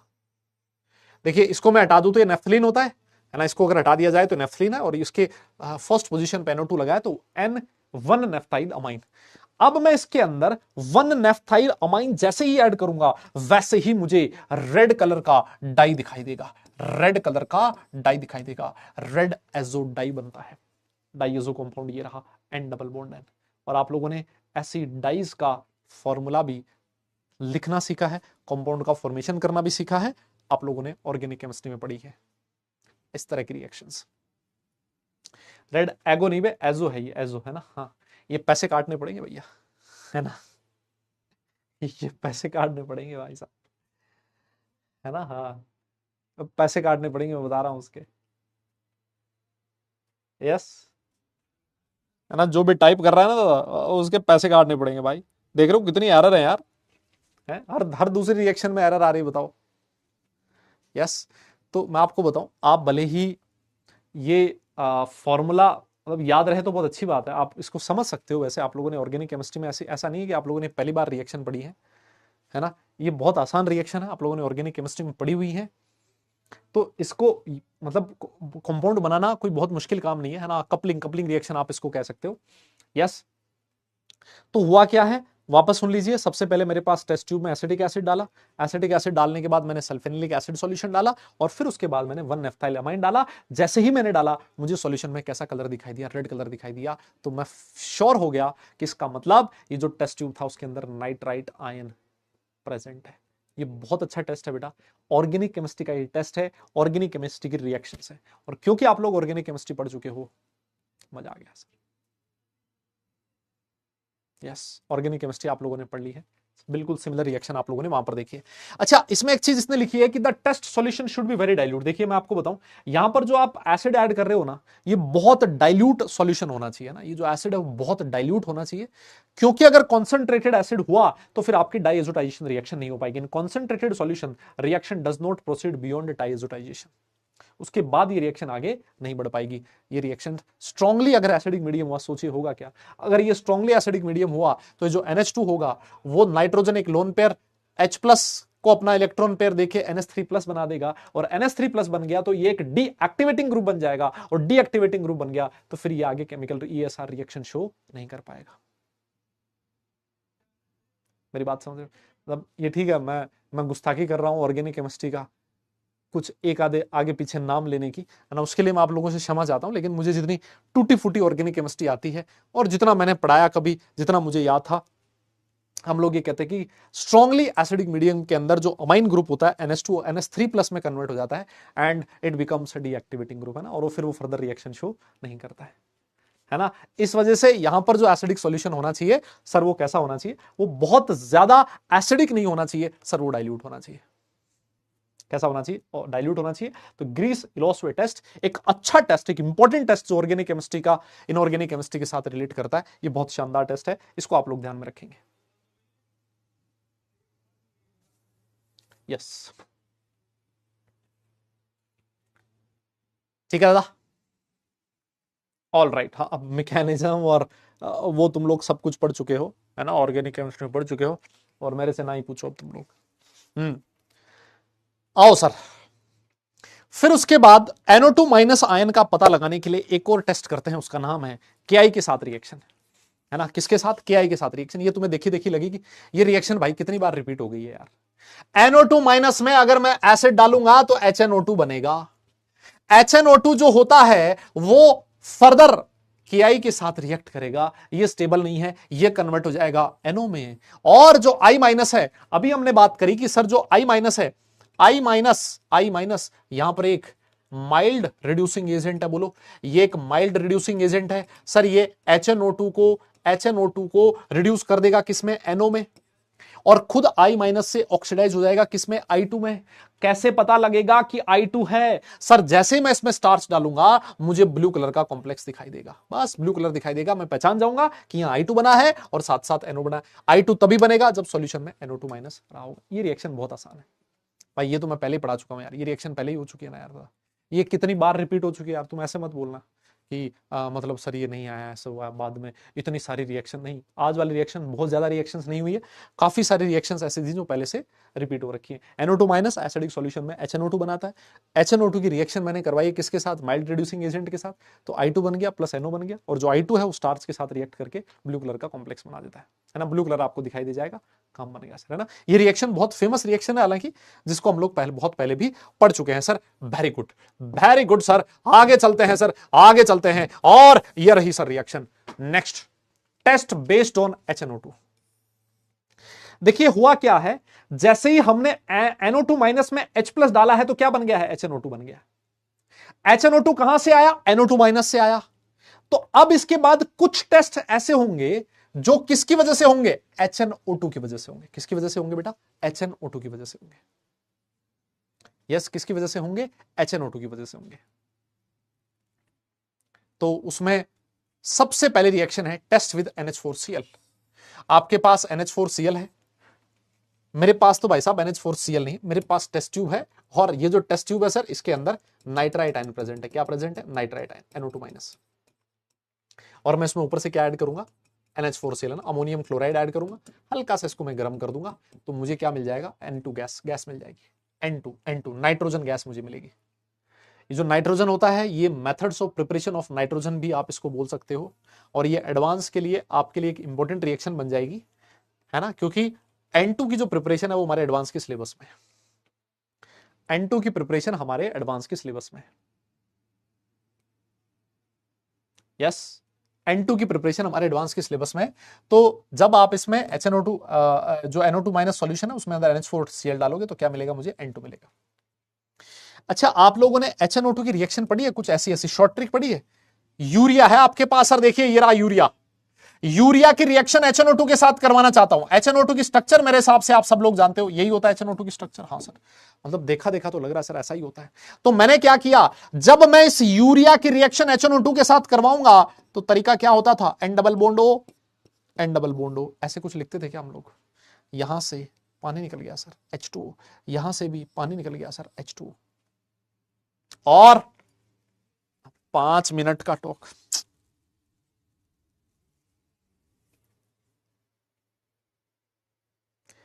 यार मैं अभी ना ये कमेंट आप लोगों की बंद कर दूंगा फिर, है ना।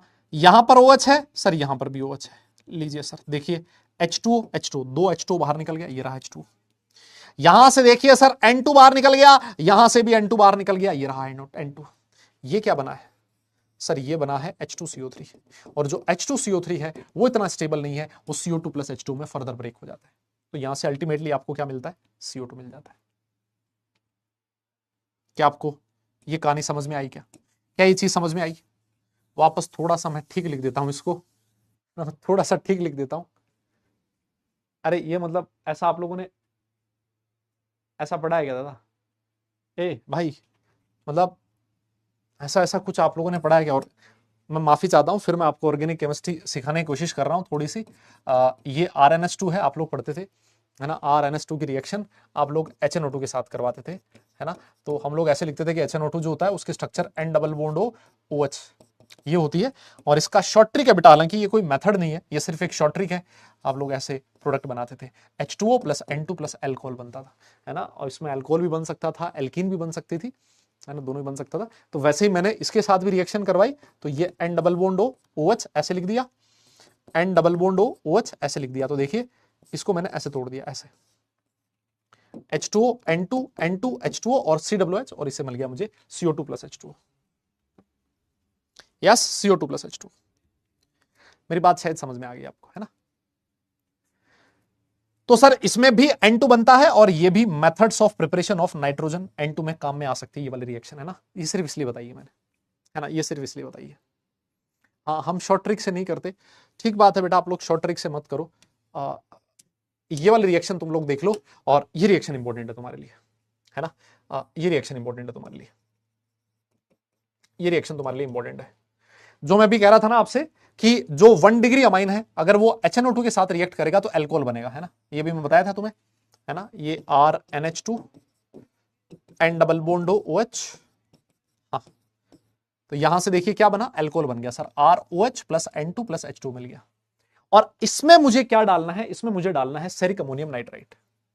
इसमें मैंने क्या ऐड कर दिया, ceric ammonium nitrate. Ceric ammonium nitrate, ये रहा सेरिक अमोनियम नाइट्रेट का फॉर्मूला। ये रिएक्शन अच्छी रिएक्शन है, यस ये रिएक्शन अच्छी रिएक्शन है और ये रिएक्शन इंपॉर्टेंट रिएक्शन है। 1 डिग्री अमाइन का HNO2 के साथ रिएक्शन, अल्कोहल बना, मैंने उसमें सेरिक अमोनियम नाइट्रेट डाला। सेरिक अमोनियम नाइट्रेट जो होता है बेटा वो ऑरेंज रेड कलर का होता है। जैसे ही मैंने इसमें सेरिक अमोनियम नाइट्रेट डाला, मुझे कैसा कलर दिख गया, मुझे रेड कलर दिखा। मैंने कह दिया सॉल्यूशन के अंदर NO2- प्रेजेंट है, HNO2 प्रेजेंट है। मेरा आपसे क्वेश्चन है, यस हाँ, मेरा आपसे क्वेश्चन है कि what is the coordination number of cerium. यहां पर जो सीरियम है, सीरियम +4, यहां सीरियम का ऑक्सीडेशन स्टेट +4 होगा, यहां सीरियम का कोऑर्डिनेशन नंबर कितना है। मेरा क्वेश्चन आपसे ये, हाँ जी जल्दी से बताइए, यहां पर सीरियम का कोऑर्डिनेशन नंबर कितना है, यहां पर सीरियम का कोऑर्डिनेशन नंबर कितना है, जल्दी बताइए, यहां पर सीरियम का कोऑर्डिनेशन नंबर कितना है। ये बेटा सब ऑर्गेनिक केमिस्ट्री की रिएक्शन है भाई, देखो मैं आपको बताऊं, है ना, ये ऑर्गेनिक केमिस्ट्री में पढ़ते हो तुम लोग, और अगर नहीं पढ़ी होती तो मैं फिर भी कुछ बता सकता, क्योंकि तुम लोगों ने बहुत अच्छे से पढ़ रखी है, इस वजह से मेरा इस पे वापस टाइम वेस्ट करने का कोई मतलब नहीं है। हाँ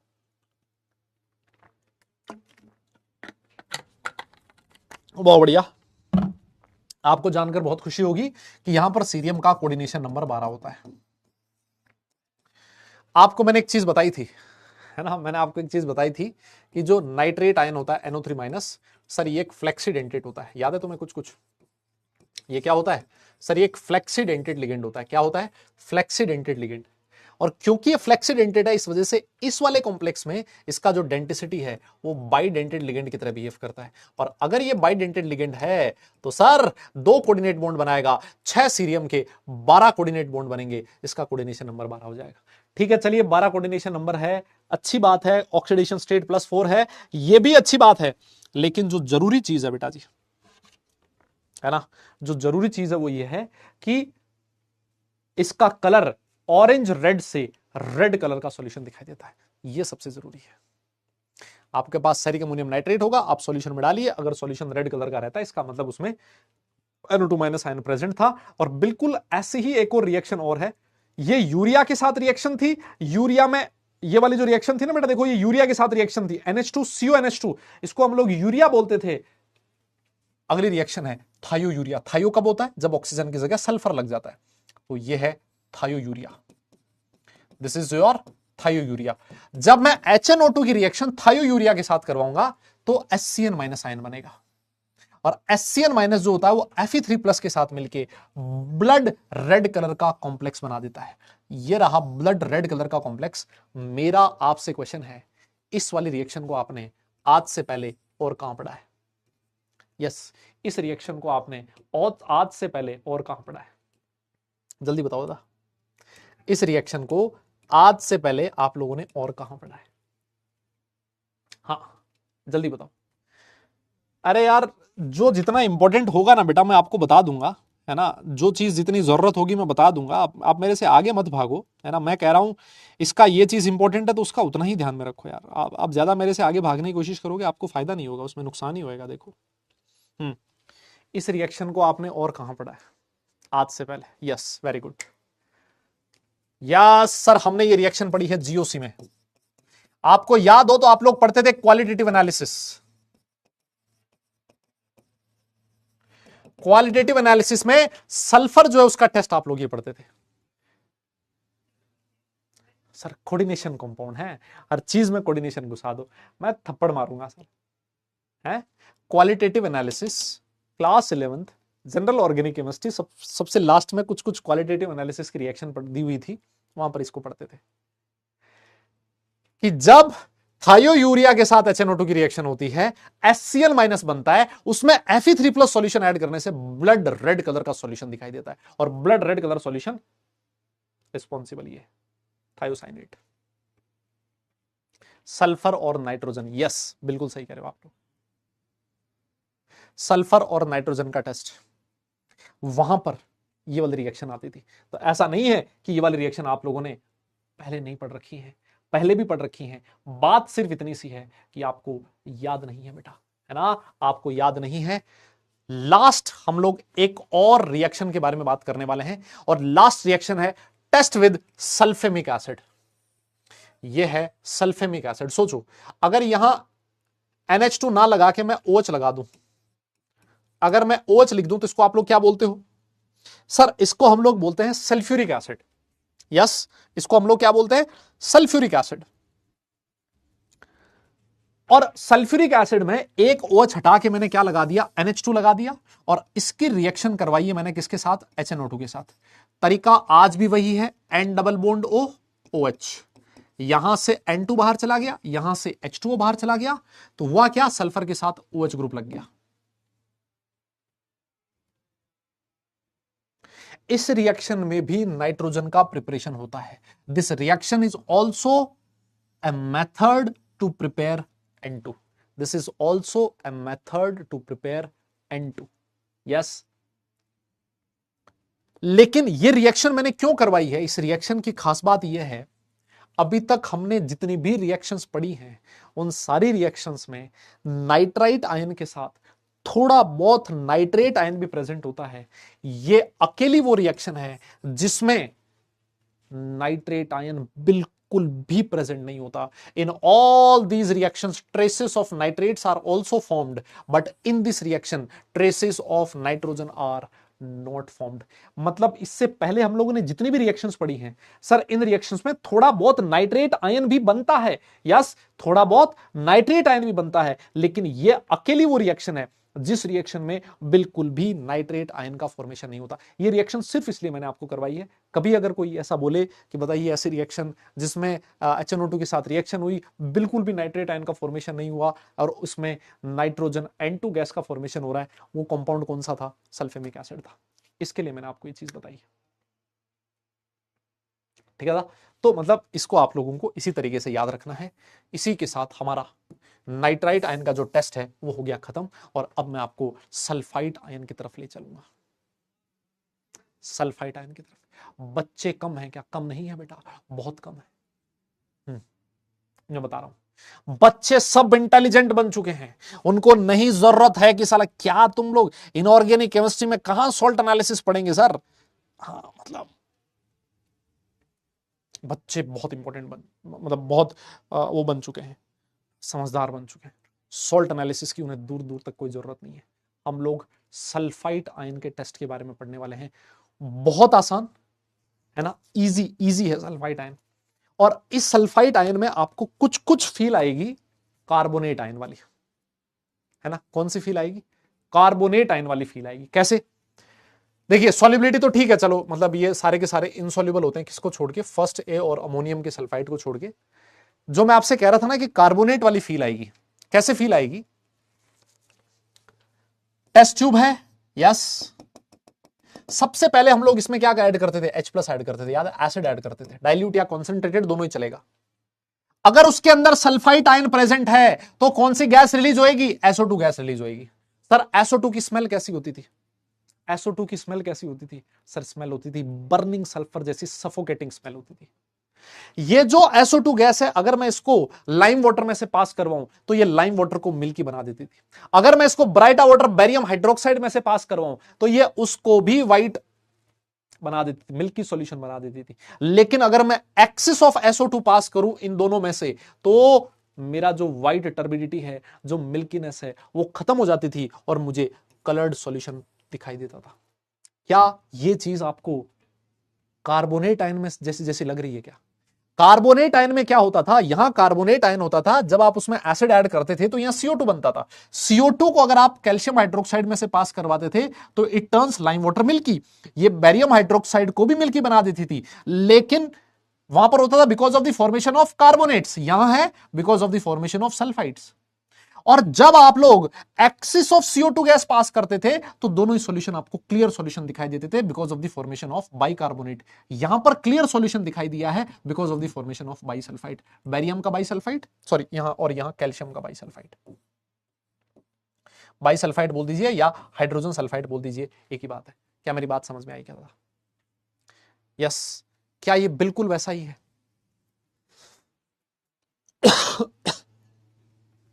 क्या ये बिल्कुल वैसा ही है? क्या ये बिल्कुल वैसा ही है?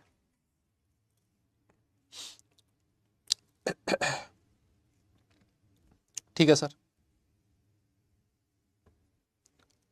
है ना? हाँ, अब देखो थोड़ा और सेम सेम वाली फीलिंग और आएगी। देखिए मैंने क्या किया, उसके अंदर BaCl2 डाला, जैसे ही BaCl2 डाला मुझे व्हाइट कलर का प्रेसिपिटेट मिला। जैसे ही मैंने कैल्शियम क्लोराइड डाला तब भी मुझे व्हाइट कलर का प्रेसिपिटेट मिला। आप याद करो जब कार्बोनेट आयन का टेस्ट करते थे और कार्बोनेट आयन में भी आप BaCl2 डालते थे तो यहां BaCO3 बनता था, कार्बोनेट की वजह से व्हाइट पीपीटी आता था और यहां पर भी व्हाइट पीपीटी आता था। याद है तुम्हें? वहां कार्बोनेट था, यहां सल्फाइट है, वहां CO3 था, यहां SO3 है, बाकी कोई डिफरेंस नहीं है। जब वहां CO3 2- था तो यहां BaCO3 बनता था, यहां CaCO3 बनता था, कोई डिफरेंस नहीं है। लेकिन मेरा आपसे एक क्वेश्चन है कि अगर सब कुछ सेम चल रहा है तो कैसे पता लगाओगे कि सॉल्यूशन के अंदर सल्फाइट आयन प्रेजेंट है या फिर कार्बोनेट आयन प्रेजेंट है? अब तो कंफ्यूजन हो गया ना आपको? अरे बोलो ना, कंफ्यूजन हो गया ना? भाई दोनों ही सेम कलर दे रहे, समझ ही नहीं आ रहा कि कार्बोनेट आयन है या फिर सल्फाइट आयन है, कैसे पता लगेगा? मैंने कहा उसका इलाज है मेरे पास। सुनो क्या करें। जब अगर मान लीजिए आपका जो टेस्ट ट्यूब है, उस टेस्ट ट्यूब के अंदर सल्फाइट आयन प्रेजेंट है, मान लीजिए ना इस टेस्ट ट्यूब के अंदर सल्फाइट आयन प्रेजेंट है, SO3 2-। तो जैसे आपने BaCl2 के साथ रिएक्शन करवाई, आपको बेरियम का सल्फाइट मिल गया और व्हाइट प्रेसिपिटेट मिल गया। अगर आप इस बेरियम सल्फाइट को थोड़ी देर पड़ा रहने दो तो ऑन स्टैंडिंग मतलब इसको आपने थोड़ी देर पड़ा रहने दिया। जब थोड़ी देर ये पड़ा रहेगा, सर ऑक्सीजन में कौन, नेचर में कौन प्रेजेंट है? ऑक्सीजन। और ऑक्सीजन क्या करेगा? इसका ऑक्सीडेशन कर देगा, सल्फाइड से सल्फेट में कन्वर्ट कर देगा और आपका जो व्हाइट प्रेसिपिटेट है हैवी व्हाइट पीपीटी में कन्वर्ट हो जाएगा। मतलब व्हाइटनेस और बढ़ जाएगी। पहले हल्का व्हाइट होगा, फिर तगड़ा वाला व्हाइट हो जाएगा। लेकिन ये जो प्रोसेस है सर काफी स्लो प्रोसेस है। क्यों? क्योंकि यहां पर जो ऑक्सीजन आ रहा है वो कहां से आ रहा है? एयर से आ रहा है। आप चाहते हो कि इस प्रोसेस को थोड़ा फास्ट बनाना, तो आप लोग क्या कर सकते हो, ऑक्सीजन की जगह कोई एक ऑक्सीडाइजिंग एजेंट इसमें डाल सकते हो। जैसे ही व्हाइट पीपीटी मिला आपको बेरियम सल्फाइड का, आपने उसमें एक ऑक्सीडाइजिंग एसिड डाल दिया। ऑक्सीडाइजिंग एसिड इस रिएक्शन को फास्ट बना देगा और आपको हैवी व्हाइट पीपीटी फटाक से बन जाएगा। ऐसा क्यों हुआ?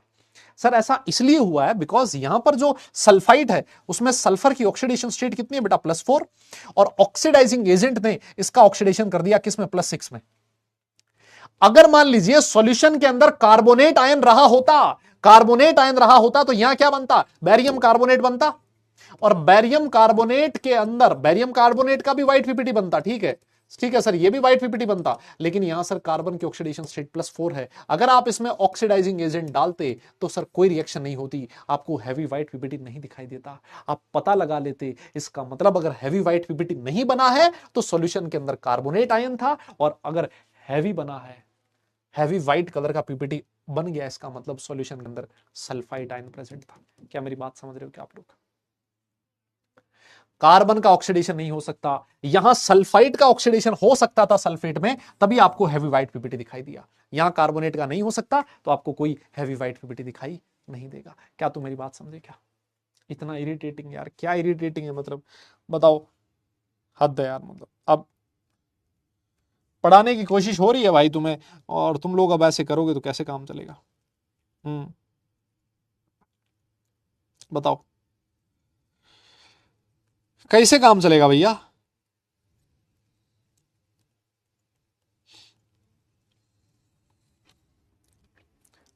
यस। और मेरे हिसाब से यह चीज आपको बताने की जरूरत नहीं है कि अगर SO2 भी यही काम कर रही है और CO2 भी यही काम कर रही है, तो SO2 और CO2 में कैसे डिस्टिंग्विश करेंगे हम लोग? SO2 और CO2 में कैसे डिस्टिंग्विश करेंगे? याद करो वही K2Cr2O7 सॉल्यूशन, KMnO4 और Br2 सॉल्यूशन। याद है ना तुम्हें? CO2 जो था वो इन सब के साथ कोई रिएक्शन नहीं शो करता था।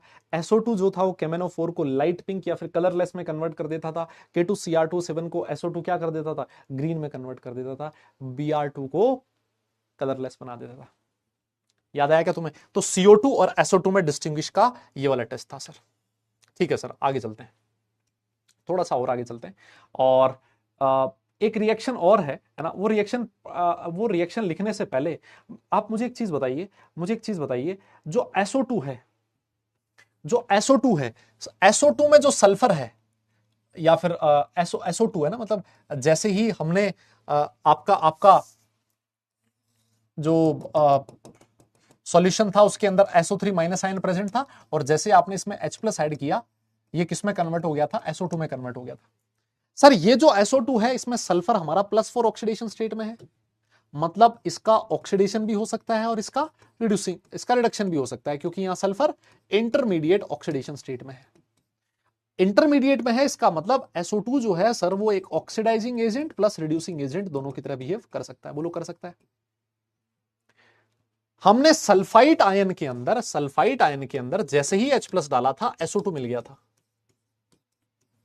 अब बात यह आती है कि अगर SO2 एक रिड्यूसिंग एजेंट की तरह बिहेव कर रहा है, मतलब इसकी रिएक्शन ऑक्सीडाइजिंग एजेंट के साथ करवाई जाएगी। जैसे इसकी रिएक्शन ऑक्सीडाइजिंग एजेंट के साथ होगी, SO2 जो है वो किस में कन्वर्ट हो जाएगा? सल्फेट में। अगर इसकी रिएक्शन एक चलते फिरते गली के गुंडे के साथ रिएक्शन करवाई जाए, मतलब एक माइल्ड रिड्यूसिंग एजेंट के साथ रिएक्शन करवाई जाए। यहां पर रिड्यूसिंग एजेंट कैसा बेटा? माइल्ड रिड्यूसिंग एजेंट है। अगर माइल्ड रिड्यूसिंग एजेंट के साथ रिएक्शन करवाई जाए तो सल्फर का प्रेसिपिटेट बनेगा, येलो व्हाइट कलर का पीपीटी होता है ये। और अगर इसकी स्ट्रॉन्ग रिड्यूसिंग एजेंट के साथ रिएक्शन करवा दी तो आपका सल्फाइड आयन बन जाएगा। ये सर अभी थोड़ी देर पहले हम लोगों ने पढ़ा है, नाइट्राइट आयन में जैसे होता था वैसा ही कुछ कुछ यहां पर भी हो रहा है। बोलिए, मतलब जो SO2 है वो दोनों की तरह बिहेव कर सकता है। अगर माइल्ड रिड्यूसिंग एजेंट है तो यहां +4 से 0 में चला जाएगा, और अगर स्ट्रॉन्ग रिड्यूसिंग एजेंट है तो +4 से -2 में चला जाएगा, जो कि इसकी मिनिमम ऑक्सीडेशन स्टेट है। और स्ट्रॉन्ग रिड्यूसिंग एजेंट मुझे बताने की जरूरत नहीं है, अभी मैंने आपको बताया था, डबरडा अलॉय। याद है क्या दादा? अरे दादा हाँ ना बोलना पड़ेगा, याद आया ना ये स्ट्रॉन्ग रिड्यूसिंग एजेंट वाला? है जी? अरे याद आया ना? देखिए ये वाली रिएक्शन है, मुझे बता दे इसमें से कौन सी रिएक्शन ऐसी है जो तूने नहीं पढ़ रखी पहले, जो तुझे नहीं पता है, इन सारी रिएक्शन में SO2 किसकी तरह बिहेव कर रहा है? एक रिड्यूसिंग एजेंट की तरह बिहेव कर रहा है। खुद का ऑक्सीडेशन होगा और सबको रिड्यूस कर देगा। Mn+7 से +2 में तो पर्पल से कलरलेस या फिर लाइट पिंक, क्रोमियम +6 से +3 में ग्रीन में हो जाएगा, ये Br2 वाटर ब्राउन से कलरलेस, और Fe3+ जो कि येलो होता है उससे ग्रीन Fe2+ में कन्वर्ट हो जाएगा। बता, इनमें से कोई भी ऐसी रिएक्शन हो जो तुझे ना पता हो? दादा बोलना पड़ेगा। ए भाई लोगों बोलिए, इसमें से कोई भी ऐसी रिएक्शन बताओ जो आपको ना पता हो, जो आप लोगों ने ना पढ़ रखी हो।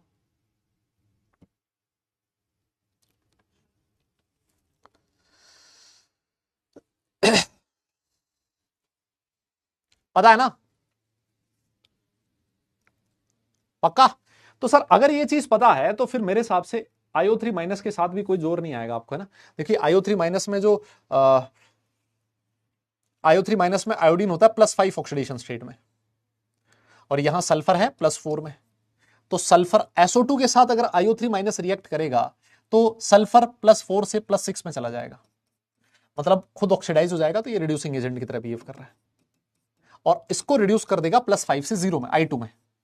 और I2 का पता लगाने के लिए स्टार्च में यूज कर सकता हूं, डीप ब्लू कलर का कॉम्प्लेक्स मुझे दिखाई देगा, इसमें कोई दिक्कत ही नहीं है।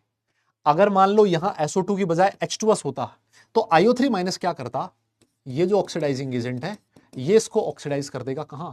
S0 में। इसका मतलब सर मेरा जो IO3- है वो एक बहुत अच्छा ऑक्सीडाइजिंग एजेंट नहीं है सर, है ना? ये इसको सल्फर को, यहां सल्फर को -2 से 0 में भेज रहा है, और यहां सल्फर को +4 से +6 में भेज रहा है। I2 बना, I2 का पता लगाने के लिए मैं यूज करता हूं स्टार्च। क्या बात कर रहे हो, ये नहीं पता?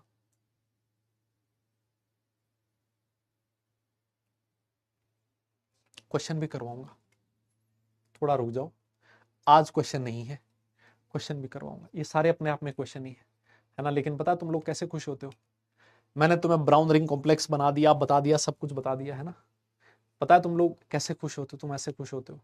मैं अगली स्लाइड पे क्वेश्चन लिखूंगा, what is the formula of brown ring complex. फिर मैं तुम्हें पोल दूंगा 30 सेकंड का, तुम पिछली वाली स्लाइड से देख के उस पोल पे टिक मार दोगे, ये वाला ऑप्शन सही है, खुश हो जाओगे, मैंने क्वेश्चन सही कर दिया। फिर उसके बाद मैं अगला क्वेश्चन दूंगा, what is the oxidation state of central metal in brown ring complex. आप वापस से 4 ऑप्शन, सही ऑप्शन पे टिक मारोगे, खुश हो जाओगे, मैंने एक और क्वेश्चन सही कर दिया। फिर मैं अगला क्वेश्चन एक और दूं कि ब्राउन रिंग कॉम्प्लेक्स में NO2 कौन से लिगेंड की तरह बिहेव करता है, फिर आप लोग सही थे, महान हो सर आप। 3 क्वेश्चन हमने सेलेक्ट सही कर दिए। अबे ये भी तो क्वेश्चन ही है। PYQs भी करवा दूंगा भाई, करवा दूंगा। थोड़ा आज नहीं मैं करवा पाया हूं, है ना, आज मैं नहीं ला पाया हूं। एक्चुअली आज मैं ट्रेवल कर रहा था, है ना, 6-7 घंटे में, सुबह 4 बजे से गाड़ी चला रहा हूँ, दोपहर में 12-1 बजे मैं अपनी डेस्टिनेशन पे पहुंचा, फिर उसके बाद इधर क्लास लेने आ गया, है ना। तो मुझे आज इतना टाइम नहीं मिल पाया कि मैं इसमें PYQs ऐड कर सकूं। आप चिंता मत कीजिए, PYQs भी इसमें ऐड होंगे, क्वेश्चंस भी ऐड होंगे, लेकिन वो क्वेश्चंस बिल्कुल ऐसे ही होंगे, क्वेश्चंस में कुछ ज्यादा नया नहीं होगा भाई। देखो मैं आपको बताऊं, सीधी सी बात है ना। हाँ,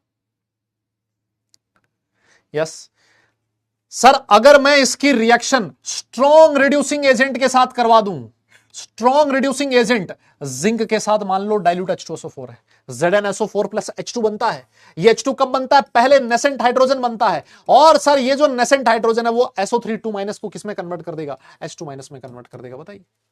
और ये जो H2 माइनस होगा वो H प्लस के साथ मिलकर क्या बना देगा, H2S बना देगा। Strong reducing agent nascent hydrogen, yes याद करो, strong reducing agent nascent hydrogen ये रहा।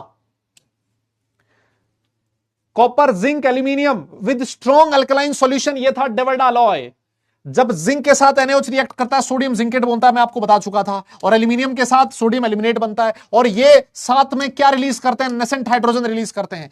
ये जो नेसेंट हाइड्रोजन होगा वो इस SO3 2 माइनस को H2 minus lower oxidation state में, लोएस्ट ऑक्सीडेशन स्टेट में भेज देगा। बताओ, मतलब ये हो गया कि आज के बाद जब भी तुम्हें डेविड अलॉय दिख जाए कहीं पर भी, सीधा आपका जो भी एनायन है उसमें जो मेटल, जो भी एटम है, उसको लोएस्ट ऑक्सीडेशन स्टेट में भेज देना। क्या मेरी बात समझ में आ रही है? यस, दादा बोलना पड़ेगा। यस यस यस, आपको बोलना पड़ेगा। ये बिल्कुल सिमिलर है वैसा सा ही, दादा ये बिल्कुल वैसा सा ही है जितना जो हम लोग पढ़ के आए हैं, वैसे सी फील आ रही होगी मेरे हिसाब से, है ना। H2 माइनस में इसको कन्वर्ट कर देता है स्ट्रॉन्ग रिड्यूसिंग एजेंट। एक टेस्ट है भाई जो काफी इंपॉर्टेंट है, test with sodium nitroprusside, zinc nitroprusside नहीं, सोडियम नाइट्रोप्रोसाइड आप लोग लिख सकते हो, या पहले सोडियम जिंक नाइट्रोप्रोसाइड बना कैसे वो हम लोग देख लेते हैं। आओ देखिए, ये होता है सोडियम नाइट्रोप्रोसाइड, Na2FeCN5NO। ये कॉम्प्लेक्स भी हमारे लिए इंपॉर्टेंट कॉम्प्लेक्स है। इसमें भी आपको सेंट्रल एटम की ऑक्सीडेशन स्टेट और NO का चार्ज आपको पता होना चाहिए। ये जो सोडियम नाइट्रोप्रोसाइड होता है, ये भी मैंने आपको उधर बताया था, है ना, कॉम्प्लेक्स कंपाउंड में बताया था कि ऐसे जो फॉर्मूले हैं, बहुत सारे फॉर्मूले सॉल्ट एनालिसिस में यूज होंगे, यहां यूज हो रहा है। तो ये जो सोडियम नाइट्रोप्रोसाइड है, ये ब्राउनिश रेड कलर का होता है। इसकी रिएक्शन अगर मैं जिंक सल्फेट के साथ करवा दूं, तो जो Zn2+ होगा वो क्या करेगा, यहां पर Na को डिस्प्लेस कर देगा और बना देगा जिंक नाइट्रोप्रोसाइड। ये जो जिंक नाइट्रोप्रोसाइड होता है, इसका कलर होता है आप लोगों का फेवरेट लाइट पिंक कलर का, और जैसे ही SO2 इसमें से पास हो, रेड कलर में कन्वर्ट हो जाता है। और ये जो SO2 है वो कहां से आया होगा, सर ये SO2 आया होगा SO3 2 माइनस से। सल्फाइट आयन एसिड के साथ SO2 बनाता है, और SO2 जो होगा वो जिंक नाइट्रोप्रोसाइड के साथ रेड कलर का कंपाउंड बना देगा। आपको नहीं मतलब है कि रेड कलर का कंपाउंड कौन सा बना है, आपको सिर्फ ये मतलब है कलर क्या होता है, कलर चेंज कहां से कहां हुआ। Sodium nitroprusside is brownish red, zinc nitroprusside is light pink, और जैसे ही SO2 के साथ ये रिएक्ट करा, ये रेड कलर में कन्वर्ट हो जाता है ना, पिंक से रेड में कन्वर्ट हो गया, पिंक से रेड में कन्वर्ट हो गया। तो ये जो टेस्ट है, ये जो टेस्ट है जिंक नाइट्रोप्रोसाइड के साथ, ये टेस्ट इंपॉर्टेंट है ना। इसमें मैं बता दूं, इस पे क्वेश्चन आपसे पूछा जा सकता है। अब ये याद रख सको तो रख लेना बेटा, यस आप इसको चाहो तो याद रख सकते हो। हम्म,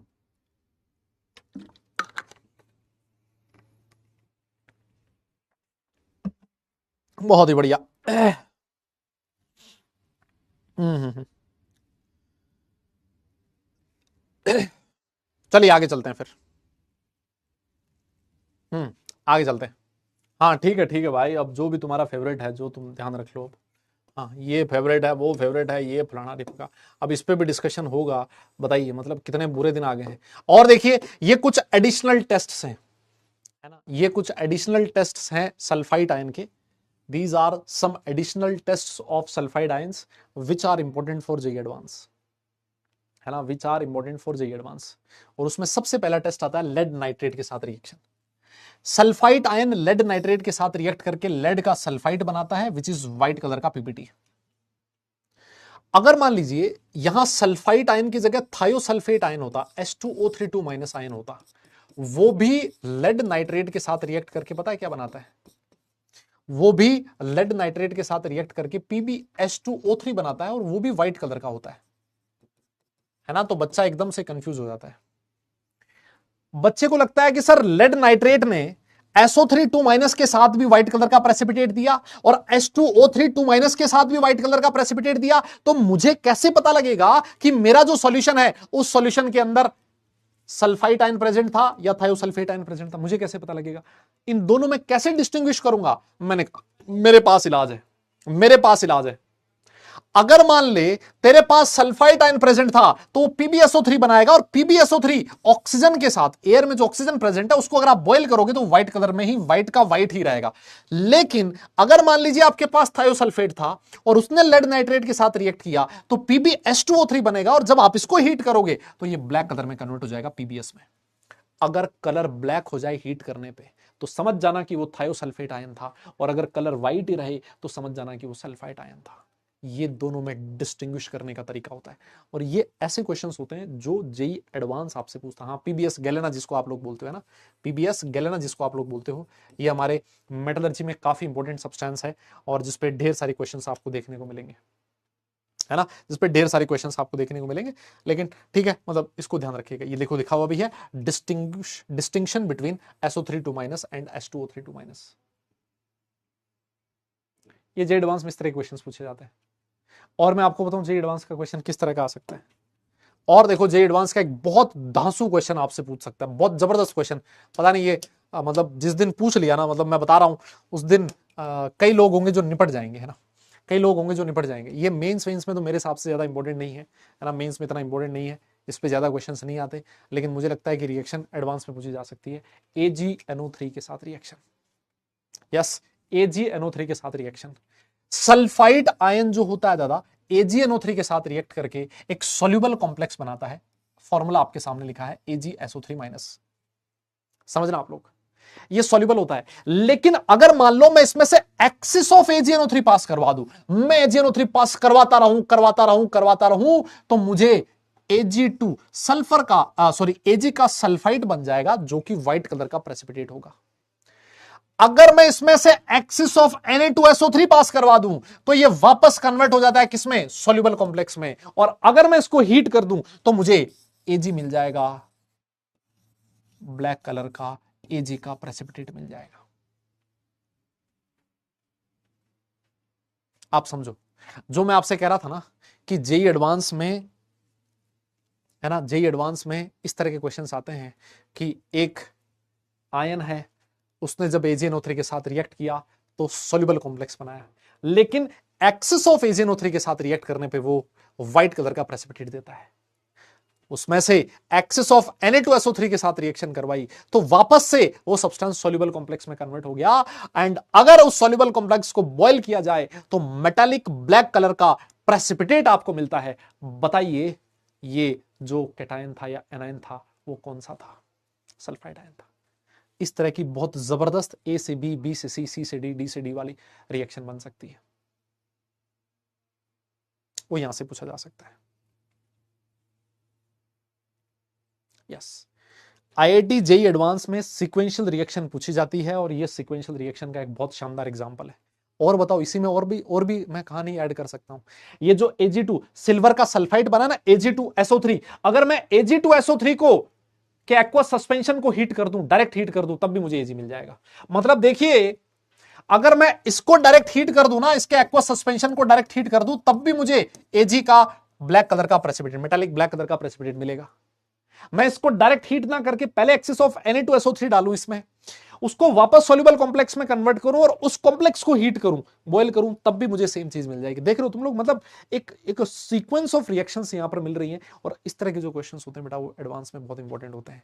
अब एक क्वेश्चन आप में से कई बच्चों के दिमाग में आता है, एक क्वेश्चन आपके दिमाग में आता है कि सर एक बात बताओ, ये जो Ag है, हमने तो सुना है कि जो चांदी है सर वो चमकता है ना, और इसी वजह से दुनिया पागल है ना, दुनिया पागल है चमक के पीछे, है ना, जो चमकदार चीज दिख जाए दुनिया उसके पीछे पागल हो जाती है ना सर। लेकिन आप तो बोल रहे हो कि जो सिल्वर है यहाँ ब्लैक कलर का है।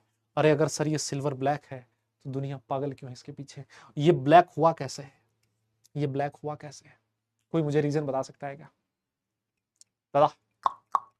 ये ब्लैक कैसे हो गया? क्या मुझे कोई इसका रीजन बता सकता है ये ब्लैक कैसे हो गया?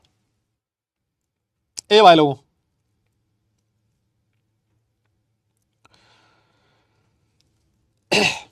क्या कोई मुझे रीजन बताएगा इसका? कोई भी? अरे सर हाँ, ये जल गया सर, देखिए ना, आपने इसको बॉईल किया है ना, आपने इसको बॉईल किया सर, और बॉइलिंग की वजह से ये जल चुका है सर, जल चुका है, इस वजह से इसका कलर ब्लैक हो गया। ये जल चुका है सर, इसकी वजह से इसका कलर ब्लैक हो गया, है ना। देखिए ये चीज मैंने आपको बताया है ना, ये चीज जो मैंने बोली है वो यहां पर लिखी हुई है। तो ये जो रिएक्शन है ये एडवांस पॉइंट ऑफ व्यू से इंपॉर्टेंट है। अगर कभी आपको लगे और आपने अगर ये रिएक्शन याद कर लेना, इस रिएक्शन को देख लिया ना, तो आपने ऐसे मान लीजिए थायोसल्फेट आयन की भी एक रिएक्शन देख ली है ना, थायोसल्फेट आयन की भी एक रिएक्शन आप लोगों को याद हो चुकी है, बिल्कुल सिमिलर रिएक्शन होगी, लेकिन वो जब थायोसल्फेट आयन पढ़ाया जाएगा तब पढ़ाई जाएगी। इसी के साथ सल्फाइट आयन खत्म हुआ और मैं आपको नेक्स्ट ले चलूंगा एसिटेट आयन की तरफ। एसिटेट आयन चिन्नू सा टॉपिक है, चिन्नू सा, 10 मिनट का टॉपिक है एसिटेट आयन, 10 मिनट में खत्म एसिटेट, मैं बता रहा हूं 10 मिनट में खत्म हो जाएगा। सॉल्युबिलिटी की बात करें, सारे के सारे सॉल्युबल होते हैं एक्सेप्ट किसको? Hg22+, Cu2+ एंड Ag+ को छोड़ के, मतलब Ag+, Cu+ और Ag+ को छोड़ के, Hg+ को छोड़ के। यार अगर मान लो आपके सॉल्यूशन में एसिडेट आयन प्रेजेंट है और जैसे ही आप उसमें एसिड ऐड करोगे, ऊपर से हम लोग एसिड ऐड करते हैं ना, तो जैसे ही एसिड ऐड करेंगे सर, मतलब ये विनेगर लाइक स्मेल, है ना सर, हमें स्मेल कैसी आएगी? विनेगर लाइक स्मेल आएगी। और जैसे ही विनेगर लाइक स्मेल आई सर, मैं अंदाजा लगा लूंगा कि इस सॉल्यूशन के अंदर एसिटेट आयन हो सकता है। लेकिन सर कंफर्मेशन तो करना पड़ेगा ना, कंफर्मेशन तो करना पड़ेगा ना कि एसिटेट आयन ही था। मैंने कहा हाँ बिल्कुल करना पड़ेगा। तो कंफर्मेशन का मेथड मेरे सामने है। अगर मैं इसमें से AgNO3, अगर मैं इसमें AgNO3 का सॉल्यूशन डाल दूं तो Ag का एसिटेट बन जाता है, जो कि व्हाइट कलर का प्रेसिपिटेट होता है। हालांकि ये जो प्रेसिपिटेट होता है ना, ये नॉर्मल टेम्परेचर पे सॉल्युबल नहीं होता, लेकिन अगर मैंने इसको बॉईल कर दिया तो ये सॉल्युबल हो जाता है। देखिए यहां पर लिखा भी है, जो Ag+ का एसिटेट होता है वो सॉल्युबल नहीं होता, लेकिन अगर मैं इसको गर्म कर दूं, बहुत जबरदस्त बॉईल कर दूं, तो ये प्रेसिपिटेट हो जाता है। Test with concentrated H2SO4 plus C2H5OH, ये रिएक्शन क्या देखी दगी लग रही है क्या दादा? सुना सुना लग रहा है या सुना सुना लिख रहा है? ये रिएक्शन एक बार देख के बता दो, सुना सुना लग रहा है या सुना सुना लग रहा है? बेटा जल्दी बताओ, सुना सुना लग रहा है या सुना सुना लग रहा है? इस रिएक्शन के बारे में देख के बताओ बेटा। हाँ जी, अरे बोलो तो सही। अरे ये देख के लग रहा है क्या? अरे ये कौन सी रिएक्शन है मुन्ना जी? कोई बोल ही नहीं रहा है साहब। अरे ये कौन सी रिएक्शन है? ये कौन सी रिएक्शन है? हाँ अरे सर ये तो एस्टरिफिकेशन। अब ये रिएक्शन करवाने की जरूरत नहीं है भाई, इसकी तो तुमने उधेड़ रखा होगा इस रिएक्शन को, तो है ना। एस्टिफिकेशन में अल्कोहल की रेट पढ़ रखी होगी, एस्टिफिकेशन की मैकेनिज्म पढ़ रखी होगी, एस्टिफिकेशन में जो वाटर बनता है, इस वाटर में H कहां से आता है, OH कहां से आता है, ये भी तुमने पढ़ रखा होगा। इस रिएक्शन में जो H2SO4 है वो किसकी तरह बिहेव करता है? इस रिएक्शन में H2SO4 डिहाइड्रेटिंग एजेंट की तरह बिहेव करता है। इस रिएक्शन में H2SO4 एसिड की तरह बिहेव करता है। सब कुछ तुम लोगों ने पढ़ रखा होगा, बस आज के लिए मैं इतना ही करवाऊंगा। एसिटेट आयन के 2 टेस्ट और हैं जो कि इंपॉर्टेंट है, ये वाला ज्यादा इंपॉर्टेंट है। एसिटेट आयन का ये वाला टेस्ट ज्यादा इंपॉर्टेंट है। एक और टेस्ट है, ये 2 टेस्ट एक बार के लिए मैं तुम्हें लिखने को दे रहा हूं, घर पे उनको एक बार देख लेना। अगली क्लास में जब आप लोग आओगे तो मैं इन टेस्ट को सबसे पहले करवाऊंगा, है ना। और आज हम लोग बाईसल्फेट जो आयन है, बाईसल्फाइड जो आयन है, उसके बारे में कुछ नहीं देख पाए हैं, तो उसको नेक्स्ट क्लास में देखेंगे, है ना। इसको नेक्स्ट क्लास में देखेंगे बेटा। यस, इसको नेक्स्ट क्लास में देखेंगे। आप लोग बस इतना ही पढ़ के आइएगा, है ना। और मैं फिर कह देता हूं, हिम्मत मत हारिएगा। ये जैसा आज आपको डीपीपी मिलेगा क्या? हाँ बिल्कुल मिलेगा भैया, डीपीपी क्यों नहीं मिलेगा, है ना। आज आपको डीपीपी दे देते हैं, ऐसी क्या बात है ना। आज आपको डीपीपी मिलेगा बेटा जी, आप लोग रिवाइज करके आइएगा, बस मैं आप लोगों से ये चाहता हूँ, है ना। रिवीजन करके आइएगा। और सबसे बड़ी चीज है, आप लोग हिम्मत ना हारें, आप क्लास में आना छोड़े ना, क्लास में आप लोग जरूर आए, क्योंकि क्लास में जब तक आप लोग नहीं आओगे तब आपको प्रोसेस नहीं पता होगा, और जब प्रोसेस नहीं पता होगा तो फिर रिएक्शंस को याद करने में, कलर को याद करने में प्रॉब्लम आएगी। क्लास के अंदर बहुत सारी रिएक्शंस ऐसी होंगी जो बार बार रिपीट होंगी। यस, जैसे SO2 इसमें से पास किया तो क्या हुआ, CO2 इसमें से पास किया तो क्या हुआ, दोनों में डिफरेंशिएट कैसे करें, H2S किसके साथ रिएक्ट करके क्या बनाएगा। इतनी रिएक्शंस होंगी जो बार बार रिपीट होती हैं। तो क्लास में जरूर आए। नोट्स के लिए जैसा आपने कहा कि भाई आपको व्हाइट बैकग्राउंड में वो कुछ देना है PPT, वो मैं DTP से बनवाऊंगा, है ना। उसके लिए थोड़ा सा आपको मुझे टाइम देना पड़ेगा, वो मैं दे दूंगा। मैं ये भी कर दूंगा कि कौन कौन सी रिएक्शंस ऐसी हैं जो आपके NCERT लैब मैनुअल में दे रखी हैं, उन रिएक्शन को भी मैं कभी मार्क करवा दूंगा, है ना, ताकि आपके लिए वो भी आसान हो जाएगा कि लैब मैनुअल वाली रिएक्शन अगर सिर्फ मुझे पढ़नी हो तो मैं कैसे पढूं। लेकिन फिर मैं आपसे बार बार कह दूं, ये वो चैप्टर्स ऐसे हैं जो आपको बाकी लोगों से अलग बनाते हैं, जो आपकी रैंक को सुधार करने में आपकी हेल्प करते हैं। क्योंकि इन चैप्टर्स को बहुत सारे बच्चे छोड़ के चले जाते हैं ना, चैप्टर ही नहीं पढ़ के जाते, है ना। और जब आप लोग चैप्टर, और जो बच्चा पढ़ के जाता है, जो इसके क्वेश्चंस अच्छे से करके आता है, वो बाकी लोगों से आगे निकल जाएगा, है ना। और इसका अगर क्वेश्चन आएगा और आपने पढ़ रखा होगा ना, तो मैं आपको गारंटी दे रहा हूँ 5 सेकंड में क्वेश्चन खत्म हो जाएगा। 5 सेकंड में क्वेश्चन पढ़ा और खट से आपको पढ़ रखा होगा, याद होगा तो खट खट खट खट, है ना, टिक किया और आगे बढ़ जाओगे आप लोग, है ना।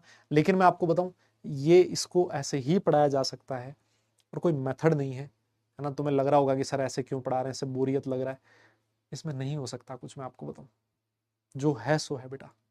ये चैप्टर आपसे बहुत, मतलब आपके लिए मैं समझ सकता हूँ ये बहुत डिमांडिंग है। जब मैं पढ़ा सोल्ट एनालिसिस, मेरे लिए भी बहुत डिमांडिंग था, मुझे भी ये चैप्टर पसंद नहीं था, लेकिन ये चैप्टर इंपॉर्टेंट था तो याद करना पड़ा, चीज़ें रटनी पड़ी, है ना। और वही जब मान लीजिए एडवांस के पेपर में इसमें से अगर 3 क्वेश्चन आ गए एक पेपर के अंदर एडवांस में, 12 नंबर के क्वेश्चन अगर एक चैप्टर से आ गए और इसको अगर मैं नहीं पढ़ के जाऊं, और वो 12 नंबर के क्वेश्चन ऐसे होंगे जिनको करने में मुझे हो सकता है 2 मिनट भी ना लगे, 3 मिनट भी ना लगे, तो फिर बहुत गलत हो जाएगा, है ना। और अगर मेरा कॉम्पिटिटर वो उन क्वेश्चंस को सही करके आ रहा है तो फिर दिक्कत हो जाएगी, है ना। तो मैं बस ये आप लोगों को कहना चाहता हूँ, ठीक है। तो चलो बस आज के लिए इतना ही करते हैं। आप लोगों की नेक्स्ट क्लास होगी, नेक्स्ट सेशन में आपसे वापस मुलाकात होगी। सारे लोग अपना ख्याल रखें, खुश रहें, हंसते मुस्कुराते रहें और पढ़ाई जरूर करते रहें, क्योंकि काम पढ़ने से चलेगा, सिर्फ मुस्कुराने से नहीं। नेक्स्ट क्लास तक के लिए tata bye bye, love you all.